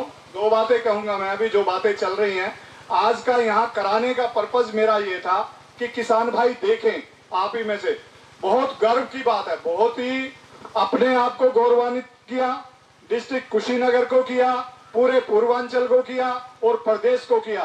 सत्यनारायण जी कुशवाहा का नाम आज पूरे प्रदेश में है। और ये तो क्लैपिंग आपकी यहाँ हो रही है। अभी 5 मंडल की मीटिंग थी अयोध्या में, मैंने तो इनके नाम की क्लैपिंग वहां गन्ना मंत्री की मीटिंग में करवा दिया जहां 20 फैक्ट्रियों के लोग थे। अब आते हैं उस बात के ऊपर जिस बात से किसान, अभी जितेंद्र ने वो बात कह दिया रकबा बढ़ने का केवल 10% स्कोप है। आपका 22,500 हेक्टेयर एरिया है। मैक्सिमम किसानों ने जितना गन्ना लगा सकते हैं उतना गन्ना वो लगा चुके हैं, लेकिन अभी 10% की गुंजाइश है। और यदि आप प्रोडक्शन की बात करें तो 3 गुने की गुंजाइश है। क्रॉप कटिंग की भी बात करें तो हम 700 कुंटल पर हेक्टेयर पे हैं। मिनिमम हमें पहले फेज में जाना है 1500, और इन्होंने प्रूव कर दिया, पोते हैं इनके, ये तो इनका तो मार्गदर्शन है। इसीलिए तो कहते हैं घर में बड़े बुजुर्ग बैठे रहें उतना ही बहुत है। हमारी संस्कृति है, भारतीय संस्कृति है, जितना हम इनसे फायदा उठा लें उसकी कोई सीमा नहीं है। उसी तरह से गन्ने की फसल की, हर फसल की लिमिटेशन है पैदावार की, लेकिन गन्ना एक ऐसी फसल है जिसकी पैदावार की कोई लिमिटेशन है ही नहीं। आप अपने ही देख लीजिए, एक किसान 500 कुंटल पैदा कर रहा है 1 हेक्टेयर में, और इन्होंने करके दिखा दिया 2450 कुंटल 1 हेक्टेयर में। इस वर्ष हमने गन्ना क्रश किया 80 लाख से थोड़ा सा कम।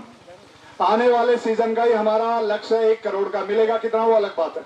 हम उस बात के लिए तैयार हैं कि आने वाले सीजन में हम 1 करोड़ गन्ना क्रश कर सकते हैं। सबसे पहली बात बता दूं जिसके लिए आपको मानसिक रूप से तैयार रहना पड़ेगा, चीनी मिल का सत्र कम से कम 160 से 65 दिन चलना ही चाहिए। वो किसानों के हित में भी है, और चीनी मिल उसके बिना जो आज बात कर रहे हैं, पश्चिम का उदाहरण दिया, पश्चिम की तो बात अब मैं कर ही नहीं रहा हूं क्योंकि यही पश्चिम बन गया। यहाँ बहुत किसान है ऐसे, इनका तो नंबर आया आने वाले सीजन में मैं समझता हूँ कि कम से कम 200, 400, 500 किसान होंगे जिनकी पैदावार कम से कम 1500 कुंटल से ऊपर होनी चाहिए। और यही हमारा फर्स्ट फेज में हमारा लक्ष्य है 1500 कुंटल, क्योंकि चीनी मिल को आने वाले 3 सीजन में, ये सीजन और 2 सीजन और, चौथे सीजन में 1 करोड़ 60 लाख कुंटल गन्ने की आवश्यकता होगी। कितना? अभी शाही जी ने आपसे हाथ उठाया 1 करोड़ पर। 1 करोड़ तो हमें अगले साल ही क्रश करना है। बिना उसके मालिक की हिम्मत को मैं दाद दूंगा, और मैं इसी को करके आया था। मैं तो बहुत बड़ी जगह छोड़ के आया हूं। 6 कंपनियां थी एक कैंपस में जिसको मैं हेड करता था। एक चीनी मिल 8000 टीसीडी की, एक कोजन प्लांट 35 हॉर्स पावर का, 2 डिस्टिलरी, एक कंट्री लीकर का। उस जगह से मैं आया हूं। मैं पिछले 3 साल, पिछला सीजन तो मेरा यहाँ गुजरा, उससे पहले 3 साल मैं पंजाब में था। और कहीं ना कहीं कहते हैं ना कि भाई दाना पानी हो प्लस अपनी भी इच्छा हो। मैं जब यहाँ आया था तो मैं अपना प्रपोजल डेवलपमेंट का तभी सबमिट कर गया था, लेकिन परिस्थितियां कहिए या जो भी आप कहें उन बातों को कहिए, नहीं हुआ। तो कहीं ना कहीं मेरे मन में भी इच्छा ही थी। हालांकि ये प्रदेश का लास्ट जिला है और सहारनपुर पहला जिला है, तो लेके सहारनपुर से कुशीनगर पूरा प्रदेश नाप रखा है मैं, चाहे वो वेस्टर्न यूपी है या वो सेंट्रल यूपी है। और लकीली पंजाब में भी रहने का 3 साल का मौका मिला। तो मैं आपके बीच में एक बात जरूर कहना चाहूंगा, पंजाब के किसान से बहुत कुछ सीखने वाला है। किसी बात के लिए डिस्कशन हर मुद्दे पे है, हर उस बात पे डिस्कशन है, लेकिन जितनी जल्दी टेक्नोलॉजी को अपनाने के लिए पंजाब का किसान तैयार होता है, उतनी जल्दी उत्तर प्रदेश में भी थोड़ा हेजिटेशन रहता है। उसी का कारण था, जहां गेहूं पैदा होने की मिट्टी नहीं थी, पंजाब ने इंडिपेंडेंट बना दिया था पूरे देश को गेहूं के मामले में। तो अब हम अपनी बात पे आते हैं, ज्यादा लंबी बात नहीं करेंगे, क्योंकि हमारी जो टीम है, गन्ने की टीम है, हमने ये सारे बातें करने से पहले ही 45 तो हमारी टीम में फील्ड स्टाफ है, जो आपके जो भी किसान जहां बुलाएगा, चाहे अपने घर बुलाए, चाहे खेत पे बुलाए, जहां भी कहे वहीं उनकी बात को सुनने के लिए, उनकी जिज्ञासा को शांत करने के लिए पूरी तरह से तत्पर हैं। इसके अलावा शाही जी को तो लंबा समय हो गया, यहाँ अकेले ही थे, डेवलपमेंट भी हमारा चल ही रहा था, मार्केटिंग भी यही है। लेकिन ये बात आवश्यक हो गई कि भाई एक डेवलपमेंट की टीम पूरी अलग बनाई जाए, यदि हमारा लक्ष्य हर किसान को 1500 कुंटल गन्ना पैदा करवाना है। और चीनी मिल की आवश्यकता 3 साल के अंदर अंदर 1 करोड़ 60 लाख की है। तो हमने सबसे पहले अपनी टीम को डेवलप किया। अब हमारी टीम में जो अधिकारी हैं, एजीएम अभी जो आपके आगे बोल रहे थे रमाशंकर, स्पेशली डेवलपमेंट को देखते हैं, उनके नीचे भी 6 अधिकारी हैं। शाही जी हैं, इनके नीचे भी 6 अधिकारी हैं, प्लस आपके महाप्रबंधक गन्ना डॉक्टर प्रमोद कुमार हैं। वैसे तो ये इनका पीएचडी की हुई है उसमें, और मेरे साथ तो बड़े लोगों ने काम किया है, लेकिन जो बढ़िया लोगों ने काम किया है इनकी गिनती भी मैं उसी में शुमार करता हूं कि प्रमोद भी एक सारी चीजों को जानते हैं, प्रोफेशनल हैं, पब्लिक के साथ डीलिंग हो या गवर्नमेंट से डीलिंग हो या तकनीकी चीजों की जानकारी किसान भाइयों के बीच में देनी हो, जैसी भाषा में देनी है, उसमें ये पूरी तरह से सक्षम है। अपने विभाग को बढ़िया से चला रहे हैं। मेरी तो जहां इनको मार्गदर्शन की जरूरत होती है, मैंने कह दिया आगे बढ़िए, पीछे मुड़ के नहीं देखना है। जो कुछ होना जाना है, कोई किसी तरह की कोई परमिशन है, कहीं कोई वो है, उसको आप छोड़िए। आप अपने गन्ने विभाग को आगे बढ़ाने में, किसानों की पैदावार को 1500 कुंटल ले जाने में केवल आपका यही लक्ष्य होना चाहिए। मार्केटिंग की बात मैंने आपसे बता ही दिया है। 2-3 बातें हैं, कल भी ये बात आई थी। किसान को 3 चांस मिलते हैं। सबसे पहला तो जब आपके फील्ड पे चल के जाता है सुपरवाइजर सर्वे करने के लिए, तो चेयरमैन साहब से भी मैं कहूंगा, और मैंने तो कहा भी है, और जो जितने भी अभी कहना चाहिए, जो प्रगतिशील किसान हैं, सारे ही किसान तो सारे ही हैं, और मेरे लिए हर किसान चाहे 1 कट्ठा गन्ना बोए चाहे 100 कट्ठा बोए बराबर है। हर किसी का बराबर सम्मान करता हूँ, हर किसी की बात को सुनता हूँ। किसी तरह का कहीं कोई डिफरेंशिएशन नहीं है। लेकिन है क्या, समाज में कुछ चीजें ऐसी हैं, कुछ बातें ऐसी हैं जो कहते हैं ना कि भाई देखा देखी करते हैं, या उस बात को जो जितेंद्र अब जिस तरह से खेती करते हैं तो गांव के लोग देखते हैं कि भाई ये नए नए इक्विपमेंट ला रहे हैं या सारी चीजें ला रहे हैं। और दूसरी बात आती है आपकी इकोनॉमी से संबंधित, चाहे गन्ने के रेट की बात करें या किसी अनुदान की बात करें, वो कुछ नहीं कर सकता। यदि आप 500 कुंटल से 1000 कुंटल गन्ना पैदा कर लेंगे तो सारा अनुदान और सारी चीजें वहीं आ जाती हैं। हाँ, उसमें सबसे बड़ा रोल प्ले करते हैं गन्ना मूल्य का भुगतान और आपकी गन्ने की सप्लाई समय से होना। उन दोनों चीजों की मैं आपको गारंटी देता हूं, आपके गन्ने की सप्लाई की भी और आपके गन्ने की भुगतान की भी। ना तो आपको सप्लाई के लिए इधर उधर कहीं सिफारिश करनी पड़ेगी और ना आपको गन्ना भुगतान के लिए किसी तरह का कहीं कोई वो होना नहीं होगा। और इसी प्रत्याशा में जैसे जैसे आपका गन्ना बढ़ेगा वैसे वैसे चीनी मिल अपनी क्षमता को उसी अनुसार बढ़ा लेगी। इस बार ही हमने वो इंतजाम कर लिया है कि आने वाले सीजन में 1 करोड़ गन्ना क्रश करें, उसके बाद मान लिया हम 1.25 करोड़ करेंगे तो चीनी मिल 160-65 दिन के ऊपर आपकी चीनी मिल नहीं जाएगी, चाहे आप 1.25-2 करोड़ गन्ना पैदा करें या 1 करोड़ गन्ना पैदा करें। पिछले सीजन में हमने 25 नवंबर को फैक्ट्री चलाया, 24 अप्रैल बंद हो गई। इस बार हमारा ये हुआ कि 15, 17, 18 जो भी डेट सुटेबल निकलेगी, पंडित जी जो भी डेट निकालेंगे, 30 नवंबर में हमारी बॉयलर पूजा है। उसके बाद से हालांकि चीनी मिल में एक्सपेंशन का काम बहुत बड़े स्तर पर है। अब के बाद इसके बाद जो फेजेज में होगा वो इससे कम ही कम होगा। सबसे ज्यादा इसी बार है, जितनी मशीनरी लग रही है, कैरियर हमने अभी बढ़ा दिया। अभी तो हम 1 लाख की बात कर रहे हैं, सारे लोग थे, जितेंद्र भाई भी, चेयरमैन साहब भी।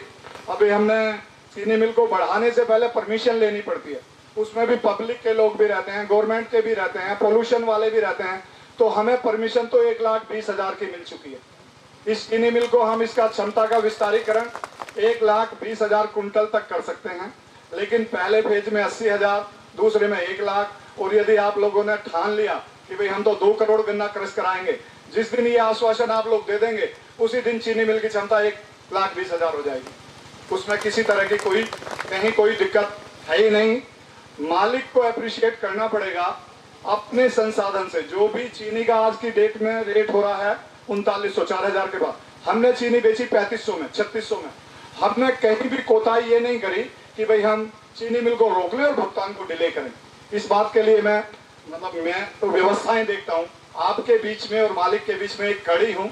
लेकिन मेरी पुरजोर कोशिश रहती है कि कहीं भी किसानों के हित को किसी भी तरह से कहीं भी अनदेखा ना किया जाए। उसी का परिणाम था कि हमने बहुत समय से भुगतान आपका कर दिया और भुगतान चालू रहा। जैसे ही हमारे 15 दिन बीते उसके बाद हमने चल दिया और लगातार चलता ही रहा। कहने की चेयरमैन साहब लोगों को भी जरूरत नहीं आई। थोड़ा सा यहाँ ये वो करते हैं कि भाई हम चीनी मिल के लिए ना बोलें, कोताही करते हैं चीनी मिल के लिए बढ़िया बोलने की, ताकि पब्लिक ये ना कहे भाई ये तो चीनी मिल से मिल गए हैं या चीनी मिल ने इनको कुछ दे दिया है। एकदम स्पष्ट करना चाहूंगा आप लोगों के बीच में, हर किसान का, छोटे बड़े जो चेयरमैन है, ये तो एक व्यवस्था है, बोर्ड ऑफ डायरेक्टर्स हैं, चुने जाते हैं या प्रगतिशील किसान है, सारे लोगों का चीनी मिल के साथ समान रूप से बहुत बढ़िया तालमेल है और अपनी चीनी मिल के प्रति किसान बहुत लगाव करते हैं। इसके लिए मैं आपको पुनः धन्यवाद दूंगा कि चीनी मिल के प्रति आप लोगों का इतना लगाव है। तो जब ये बातें आ जाती हैं, चीनी मिल और किसानों का इतना खुला आपस में संवाद रहता है, तो वहां किसी उसकी गुंजाइश रहती ही नहीं है, किसी तरह की नहीं है। सारी बातें टेक्निकली इन्होंने बताई है, मोटी मोटी मैं बताऊंगा आपको। ये यील्ड का, पैदावार का, आप ऐसे फैला लीजिए, ये देख रहे हो आप, दोनों हाथों को ऐसे फैला लीजिए। और ये प्रूव हो गया है, यदि हम डिस्टेंस पे मतलब फासले से गन्ना लगाएंगे तो पैदावार आनी ही आनी है, उसे कोई रोक ही नहीं सकता है। और लागत कम होनी होनी है। कहाँ आप 2.5 फीट पे लगाएं, कहाँ 4.5 फीट पे लगाएं। फिर आता है कि भाई अब लगाने को तो पौधे भी तैयार किए जा रहे हैं, लेकिन आप 2-8 का टुकड़ा लगा लें और 1.5 फीट की दूरी रख लें तो आपका बीज भी कम लगेगा। बाकी तो ये लोग सारे बता ही रहे हैं। इन 2 बातों को तो आप गन्ने की बुआई में ध्यान रख लें। अब इम्पोर्टेंट बात आती है, 2 साल, पिछले 2 साल अतिवृष्टि हुई, पिछले साल भी बरसात सामान्य से भी कम हुई और इस बार भी सामान्य से कम है।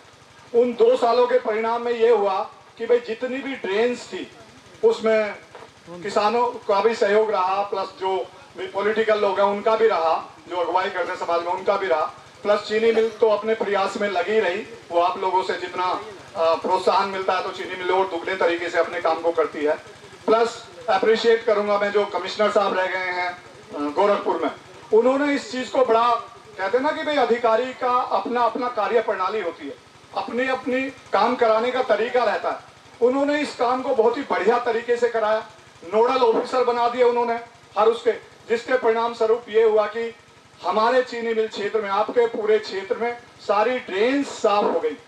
अब यदि बारिश कितनी भी होगी तो आपका ये नहीं है कि 1 महीना 2 महीना 3 महीना पानी भरा रहेगा, पानी निकल जाएगा। बरसात तो कुछ नहीं कहा जा सकता क्योंकि इतना जलवायु परिवर्तन हो रहा है, कब क्या होगा कोई प्रिडिक्शन कर ही नहीं सकता। तो इसका इंतजाम तो हो गया कि बरसात बहुत ज्यादा होगी तो पानी क्षेत्र में नहीं भरेगा, गन्ने की फसल बर्बाद नहीं होगी। अब आते हैं कि पानी की आवश्यकता को पूरा कैसे करें। अब तो दूसरी बात आ गई ना, अदरवाइज तो ये समझा जाता था कुशीनगर में तो भाई उसकी ट्यूबवेल की या पंपिंग सेट की आवश्यकता ही नहीं है, पानी इतना बरसता है, यहाँ तो ऐसे ही खेती फ्री में हो जाती है। जब आप इतना पैदा करोगे, 500 से 1500 कुंटल पैदा करोगे तो कुछ तो खर्चा भी लगाओगे ही ना, बिना खर्चा तो होगा नहीं। तो मेरी गुजारिश सारे लोगों से ये है कि अपने पानी का इंतजाम करिए, क्योंकि गन्ने की फसल आपने हर तरीका अपना लिया, बढ़िया से आपने बुआई करी, सारा खाद पानी भी लगाया समय से, यदि पानी ही नहीं दोगे तो भाई पैदावार नहीं होगी, फिर 50% में वही पैदावार घट जाएगी। इसलिए इलेक्ट्रिक ट्यूबवेल का एक अभियान चल रहा है, उसमें किसान भाई चाहे तो अपना 2-2, 3-3, 4-4 मिलकर जैसी चीजें हैं, क्योंकि कनेक्शन के लिए अप्लाई करने का अभी हमने उसको बुला रखा था एग्जीक्यूटिव इंजीनियर को, तो वहां उस दिन तो 35, 40, 50 ही किसान भाई थे। तो इतना सिंपल तरीका, 100-125 रुपए का खर्चा है केवल अप्लाई करने के लिए। तो पहले अपना देख के अपना आपस में अपना तालमेल बैठा के, जिसको अकेले करना है वो अकेले, जिसको मिल के करना है वो मिल के, क्योंकि कनेक्शन तो एक ही नाम पे होगा, खतौनी उसी नाम की लगेगी जिस पे कनेक्शन होगा, लेकिन वो जो खर्चा आएगा वो आप लोगों का आपसी तालमेल से अपना बढ़ सकता है। तो कनेक्शन के लिए जरूर अपना मानसिक रूप से अपने को तैयार करिए कि भाई हमें इलेक्ट्रिक ट्यूबवेल लगानी है। जब ट्यूबवेल लगेंगी इलेक्ट्रिक का वो हो जाएगा तो बिजली भी आएगी। बिजली तो इधर ही कुछ आप समझ लीजिए कम आती है, अदरवाइज तो बिजली तो पूरी आती है। और जब आदमी सक्षम हो जाता है ना, जब जिले का नाम प्रदेश पे आ जाता है तो कहते हैं ना कि भाई सभी कोई सुनता है बात को। तो ये तो देख के ये तो इसमें इस बात को नहीं झुटलाया जा सकता कि बात तभी सुनी जाती है जब आप सुनाने लायक होते हैं। उसके लिए आदमी को अपने को लायक बनाना पड़ता है, और आप तो उससे भी 2 कदम आगे हैं। इसलिए मेरी गुजारिश आप लोगों से इस सिंचाई के साधन को लेके जरूर है कि भाई इस पर जरूर, जिस तरह से आप लोग गन्ने के प्रति जागरूक हो रहे हैं, गन्ने की जिस हिसाब से हो रही है जो आवश्यकता है, उस आवश्यकता अनुसार सारे ही लोग, सारे किसान भाई बहुत जल्दी आप लोगों ने वैराइटल बदलाव जो इन्होंने कहा उसमें किया। हाँ, एक मामले में और आप प्रदेश में सबसे ऊपर है ये जिला क्या, सेवरही चीनी मिल क्षेत्र 118 वैरायटी, जितनी परसेंटेज में सेवरही चीनी मिल में है उतने प्रदेश में किसी भी चीनी मिल में उतना क्षेत्र 118 का नहीं है।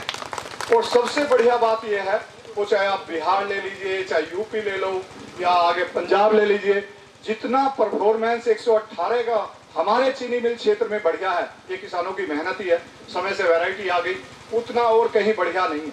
हरिनगर नंबर 1 चीनी मिल है बिहार में, बहुत बढ़िया चीनी मिल है, बड़ी चीनी मिल है, 1,20,000 कुंटल गन्ना क्रश करती है। वहां भी 118 की वो परफॉर्मेंस नहीं है जो हमारे क्षेत्र में। इसलिए ये तो प्रूव हो गया कि किसान यहाँ सेवरी क्षेत्र में जो हमारे किसान भाई हैं, वो कोई चीज ऐसी नहीं गन्ने में तो जिसको वो नहीं कर सकते, हर चीज को कर सकते हैं। अब केवल और केवल मामला आपका सिंचाई साधन पे है। अपना मन बना लीजिए। हमारे लोगों की, जहां भी आप लोगों को तकनीकी ज्ञान की या किसी और उसकी, हम पूरी तरह से 24 घंटे आप लोगों के साथ हैं, हर समस्या को आपकी सुनने के लिए, हर वो बात बताने के लिए जिससे आपका उत्पादन बढ़ेगा, जिससे आपकी चीजें वो होंगी। इन्हीं शब्दों के साथ एक बार पुनः सारे लोगों का बहुत बहुत धन्यवाद। धन्यवाद ज्ञापन के लिए। धन्यवाद। इस किसान गोष्ठी के आज के दुल्हा हमारे सत्यनारायण भाई जी, इस मंच पर विद्यमान हमारे कंपनी के ईडी साहब डॉक्टर प्रमोद जी, शाही जी, बघेल जी, समस्त स्टाफगण, चौरसिया जी तथा हमारे सामने बैठे हुए, जब भी अन्नदाता की बात आती है तो हमारे किसान भाइयों को भगवान का रूप दिया जाता है और भगवान का अवतार माना जाता है। आप सभी भगवान के रूप में उपस्थित किसान भाइयों को मेरे यूनियन के अध्यक्ष के नाते मैं आप सबका चरण स्पर्श करते हुए प्रणाम करता हूं। आज जो ये गोष्ठी आयोजित हुई है, मैं बधाई देता हूं अपने सेवरी फैक्ट्री के तमाम अधिकारियों की कि आज तक जो गोष्ठी आयोजित होती थी वो किसी गांव में होती थी, लेकिन आज पहली बार हमारे फैक्ट्री के अधिकारियों द्वारा प्लांट पे रखा गया, जहां पे सामने साक्षात गन्ना खड़ा है और वहां पे गोष्ठी करा करके आप लोगों ने बहुत अच्छा काम किया। इसके लिए मैं अपने तरफ से आपको लाख लाख धन्यवाद देता हूं। आज 2-3 बातें मैं आपके सामने रखूंगा। मुझे बड़ी पहले शर्मिंदगी महसूस होती थी कि एशिया का सबसे बड़ा गन्ना अनुसंधान केंद्र हमारे सेवरही बगनौली में था और वहां से 1 क्विंटल भी बीज हमारे किसानों को नहीं मिलता था। यह सबसे बड़ी दुर्भाग्य की बात थी। और हमारे यहाँ का वैज्ञानिक जब पैदा करता था तो वो शाहजहांपुर जाता था, बाहर जाता था, लेकिन हमारे क्षेत्र के कोई भी किसान 1 क्विंटल गन्ना बीज अपने खेत में नहीं बोता था। आज जैसे कि हमारे जितेंद्र बाबू ने कहा कि विगत 4-5 साल पहले शेर सिंह चौहान द्वारा गन्ने का वैरायटी बदला गया। यह बात बिल्कुल सही है, इसमें कोई गलत बात नहीं है, लेकिन मैं ये बात आप सबके सामने कहना चाहता हूं कि जिस दिन से YP सिंह साहब आए हैं उसके बाद से हमारे तरिया सुजानी यूनियन और सेवरही यूनियन का भेदभाव खत्म हुआ। उसके पहले सबसे पहले तरजीह सेवरही यूनियन को दी जाती थी, तरिया सुजानी यूनियन को गौर समझा जाता था। मैं इस खुले मत से आपको धन्यवाद देता हूं कि आप जिस दिन से हमारे डायरेक्टर बनकर के एडी बनकर के आए, उस दिन से आपने तरिया सुजानी यूनियन को तरजीह दिया। उसका परिणाम सामने आया कि आज उत्तर प्रदेश में हमारी यूनियन के सत्यनारायण जी ने झंडा लहराया और दूसरा स्थान प्राप्त किया। अगर ये काम पहले हुआ होता, हमारे क्षेत्र के सारे यूनियन के किसानों को सम्मान दिया गया होता, तो मैं निर्विवाद रूप से कह सकता हूं कि आने वाले समय में पहला स्थान उत्तर प्रदेश का हमारे यूनियन का ही किसान रखेगा। उत्तर प्रदेश में मैं चैलेंज करता हूं।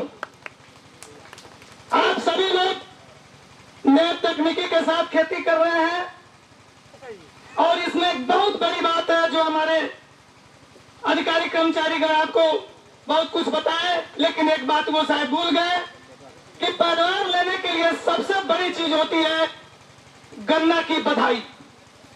अगर कोई भी गन्ना आप पैदा कर लीजिए और उसकी जब तक बधाई नहीं होगी तब तक आप गन्ने का पैदावार नहीं हो सकता है।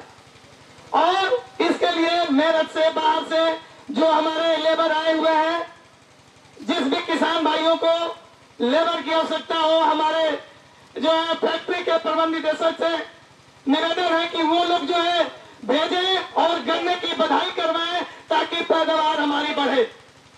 एक बात और मैं ईडी साहब से मैं आग्रह करूंगा कि हमारे किसानों को एडिशनल बाइंडिंग के लिए मैं आपसे मांग करता हूं इस मंच के माध्यम से कि आप करवाएं ताकि पर्ची का जो प्रॉब्लम हो वो होने ना पाए। हमारे सारे किसान भाई बहुत परेशान हैं क्योंकि गवर्नमेंट जो है खूंटी के बाद वो गन्ने को नहीं मानती है। और हमारा जो तरिया सुलान क्षेत्र है, हमारी जो सेवराई फैक्ट्री है, उसके किसान तेराती पैदा करते हैं और तेराती पैदा करके ब्याज वसूलते हैं और उसको गवर्नमेंट मानती नहीं है। और हम लोगों द्वारा कुछ गलतियां की गई पिछले बार, जो बावक पत्ती था उसको हम लोगों ने खूंटी करवा लिया और खूंटी करवाने के बाद से इस बार सब जीरो हो गया। इसलिए किसी भी किसान भाई को जो पड़ताल हुआ है वो 50% से कम है, यानी 10 बीघा आप बोए हैं तो 5 बीघा, 4 बीघा, 3 बीघा से ज्यादा किसी का पड़ताल नहीं हुआ है। तो मैं ईडी साहब से मैं निवेदन करता हूं कि आपके माध्यम से हमारे किसानों का गन्ना, उसका पर्ची सारे के सारे बनने चाहिए। हमारे गन्ना का किसानों का जो है गन्ना समय से गिरे, ये आपके माध्यम से मैं मांग करता हूं कि सबकी पर्ची पे विशेष ध्यान दिया जाए ताकि हमारे गन्ना किसान परेशान न हो। और सबसे बड़ी बात यह है कि आज के समय में काफी परिवर्तन हो गया है और मैं ईडी साहब को बताना चाहूंगा कि जो आपने एक बहुत बढ़िया काम किया है कि प्रोडक्शन के लिए जो जिम्मेवार एजीएम को रखा है उनको ये दायित्व दीजिए कि इस बार पूरे क्षेत्र में जितने भी 98-014 वगैरह जो गन्ना लगा हुआ है उसको वो बदलवाएं और अर्ली गन्ना में दूसरी वैरायटी को दें ताकि हमारे किसान अपना पैदावार बढ़ा सकें। और पैदावार जब बढ़ेगा, आज मैं पूछा हूं, पता चला है कि सेवराई फैक्ट्री में 1 हेक्टेयर में आपका जो जनरल जो एज है, एवरेज है, वो आया है 350 कुंटल, जो कि गवर्नमेंट का 750 के आसपास है। क्यों सर? 750 है, लेकिन हम सबका एवरेज जो है 350 है। तो हम सबका प्रयास रहे कि कम से कम जो गवर्नमेंट का जो 750 का एवरेज है वो हम दे पाए। और इसके लिए समय का, जिसने जितेंद्र बाबू ने कहा कि समय को हम नहीं पकड़ पाए, तो ये बात समय सही है कि समय सबसे बड़ा बलवान होता है और समय को जो इंसान पकड़ता नहीं वो फेल हो जाता है। तो हम लोग समय को पकड़े। आज नजीर बन करके सामने सत्यनारायण भाई आए हैं, वो समय पकड़े हैं और समय का देन है कि आज हमारे यूनियन में, आज हमारे सेवराई फैक्ट्री को पूरे उत्तर प्रदेश में कोई जानने वाला मिला और वो सम्मान मिला। इसलिए हम लोग समय को पकड़े, समय को जो नहीं पकड़ेगा वो फेल हो जाएगा। तो निश्चित तौर पे आप सभी लोग जागरूक होइए और मैं चाहूंगा कि अपने फैक्ट्री प्रबंध तंत्र से कि पहले जो है ये गोष्ठियां नहीं होती थी, पहले किसानों को जो भी कुछ भी इम्प्लीमेंट दिया जाता था वो नहीं दिया जाता है, लेकिन आज के समय में दिया जा रहा है। तो निश्चित रूप से उस पर कुछ विशेष योगदान दीजिए, आप जो है छूट दीजिए। और हमारे आम किसानों, देखिए मैं बहुत साफ बोलता हूँ, 1-2 किसानों से हमको जो है वो नजीर मिल सकता है लेकिन हमारी फैक्ट्री नहीं चल सकती है। इसलिए आपको जो है लगभग 99% लोगों को बदलना होगा और जब तक 99% लोग नहीं बदलेंगे तब तक हम उस टारगेट को नहीं पा सकते हैं जो हमारा लक्ष्य है। और उस लक्ष्य को पाने के लिए सबको हम एक समान देखेंगे, सबके घर जाएंगे और इसमें आप अच्छा कार्य कर रहे हैं, आप बधाई के पात्र हैं। साथ ही साथ मैं इस गोष्ठी में आप सभी लोगों को, आगंतुक लोग जितने लोग आए हैं, मैं हृदय की गहराइयों से आप सभी लोगों को धन्यवाद देता हूं और इस कंपनी के सारे अधिकारी कर्मचारियों को धन्यवाद देता हूं कि आपने ये गोष्ठी आयोजित करके इसके लिए आप लोग बधाई के पात्र हैं। इन्हीं चंद शब्दों के साथ पुनः आप सभी लोगों को मैं एक बार बधाई देता हूं और खास तौर पे अपने एडी साहब और स्टाफ को बधाई देता हूं कि आपने ये कार्यक्रम आयोजित करके हमारे किसान भाइयों को जागरूक किया। इसके लिए तहे दिल से धन्यवाद। जय हिंद, जय भारत। देखिए, मैं उसके बारे में सूक्ष्म रूप से आप लोगों से अभी आपके बीच में रख देना चाहता हूं। जैसे एक बात अभी चेयरमैन साहब ने की है कि पिछले साल अज्ञानतावश या जानकारी से जैसे भी हमारे किसान भाइयों ने पौधे से खूंटी करा लिया था, तो इस बार हमने विशेष अनुरोध से हमारे ईडी साहब का भी इसमें बहुत ज्यादा प्रयास रहा है। हमारे जो डिप्टी सीसी है महोदय और डीसीओ साहब दोनों से विशेष अनुरोध करके इस बार परमिशन ली है कि हमारे किसानों से गलतीवश कुछ गलतियां हो गई थी जो पौधे से पेड़ी करा लिया था, और अगले वर्ष से हम एक किसान के लिए भी आपके पास नहीं आएंगे। तो उन्होंने हमारी बात को भी स्वीकार कर लिया। तो अगर किसी किसान भाई का अभी पौधे से खूंटी जो हो गया था और वो अगर खूंटी नहीं है तो एप्लीकेशन दे दें। उन सब किसान भाइयों का सुधार हो रहा है। दूसरा, जो तिराटी चौराटी की अपनी चेयरमैन साहब बात कर रहे हैं, उसके लिए भी हमने परमिशन ले ली है और वो आपका 12 तारीख तक समाधान हो रहा है उसका। तो सभी किसान भाई अपना तिराटी चौराटी के बारे में हमारे अपने जो सुपरवाइजर है उनसे संपर्क कर लें और वो वेरीफाई होगा। वेरीफाई में हमारे काउंसिल के सुपरवाइजर होंगे और हमारा स्टाफ होगा, वो वेरीफाई करके आपका उसका भी सुधार हो जाएगा। तीसरी बात आपने कही है, सही बात है, गन्ने की बंधाई के लेकर के। देखिए, गन्ने की बंधाई के लिए मैं दोबारा एक बार फिर आपसे अनुरोध करूंगा। समय तो थोड़ा निकलता जा रहा है।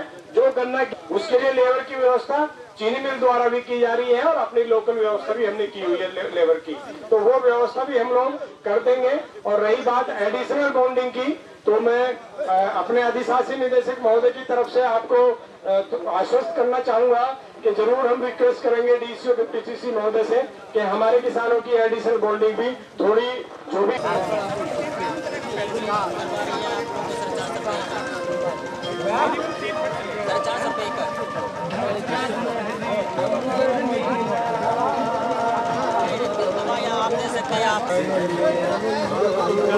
उनकी तरफ से है कि खेल हम लोग को परचेज किया बुलाया हम लोग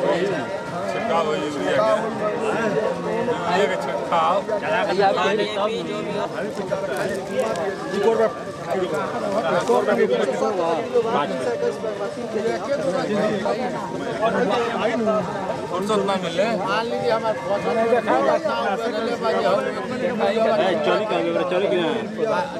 चला के दिखा दिया और किसान लोग कदम पे है मिल जानी देश है मेरा, ऐसा देश है मेरा।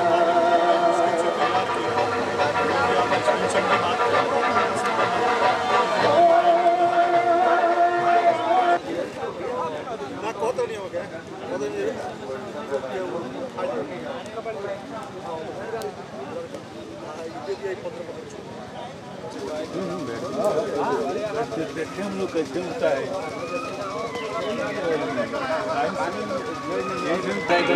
PSV है, कई डरना है।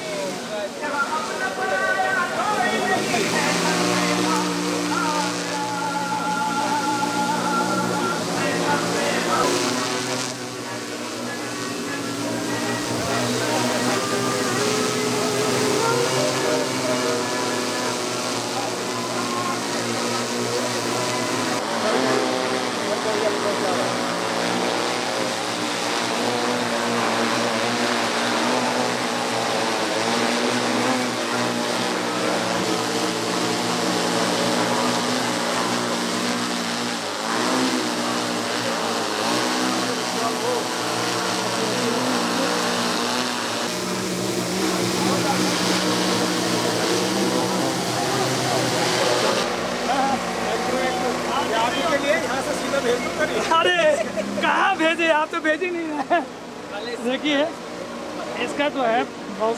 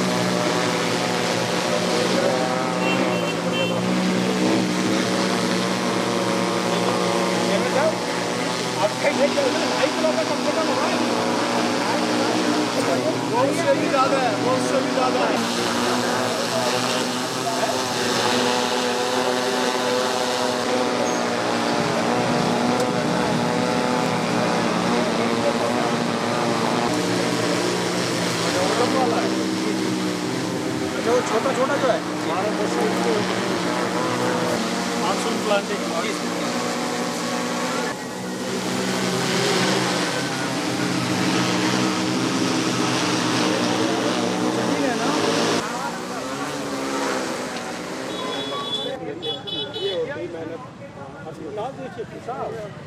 जो बात कर रहा हूँ हर गन्ने में फुटा हुआ है। आराम से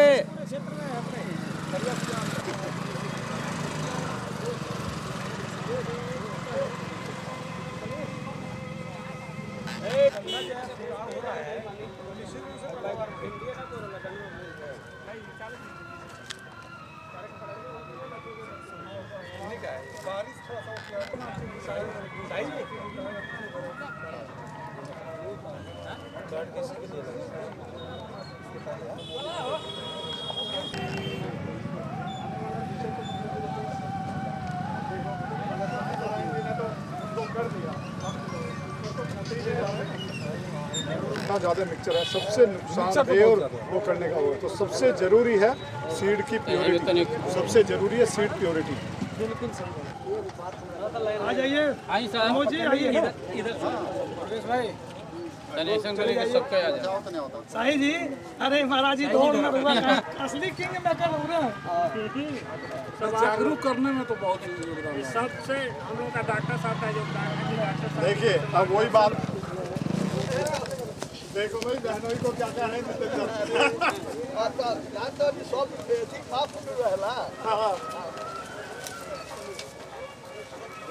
सब माफ कर दिए हो। कम बताइए ना, हमारा भी इनका काम कर रहा है। अगर उस्मान सकता है होंगे तो कैसे होंगे, सब आपसे बता रहे हैं। इसलिए हमने आज ही बात हो रही थी, मैंने कहा हर क्षेत्र में हर उसमें 5 से 10 लोग नर्सरी वाले डेवलप करिए जो उन चीज़ों को उस तरह से कर सके, प्लस अपना बीज उस मुनासिब रेट पे किसी शाही जी ने बना दिया हो दीनानाथ कुशवाहा बाप, दीनानाथ याद भी कहते हैं। अभी क्या अभी बता के तो गए, अभी दनियाड़ी में सुरेंद्र सिंह के लिए सुरेंद्र राय सर उसका इनसे तो ये अभी हम लोग जिस प्लाट पर थे ना वहाँ पे गन्ना वाले, इससे मिनिमम 1.5 है। रियली? हाँ वो जो प्लाट है ना, अरे इनसे डेढ़ा है और उनका फॉर्म भरवा दिए थे, भरवा दिया सही जी बघेल जी जा करके उसको निगरानी न किए लोग, जैसे लग रहा है कि अपना प्लाट है, अपना खेत है। सही तो मतलब उस क्विंटल से अच्छा, बहुत अच्छा सरसों निकला था उसमें। अच्छा वो केवल किसी से पूछता है तो हम ही से पुआ देंगे, अरे हम भी परेशान हुए। 9 बजे रात को उसके अंदर कसियाँ थे, आए भागे गए, हम देखे तो उसे सर प्रणाम प्रणाम, आशीर्वाद चाहिए, पूरा आशीर्वाद है हम लोगों के साथ, कभी कमी नहीं है। तो हम लोग बहुत पहले मिला, इसलिए तो पहले दिन पूछ लिए कि कुछ मिजाज बोलते हैं थोड़ा सा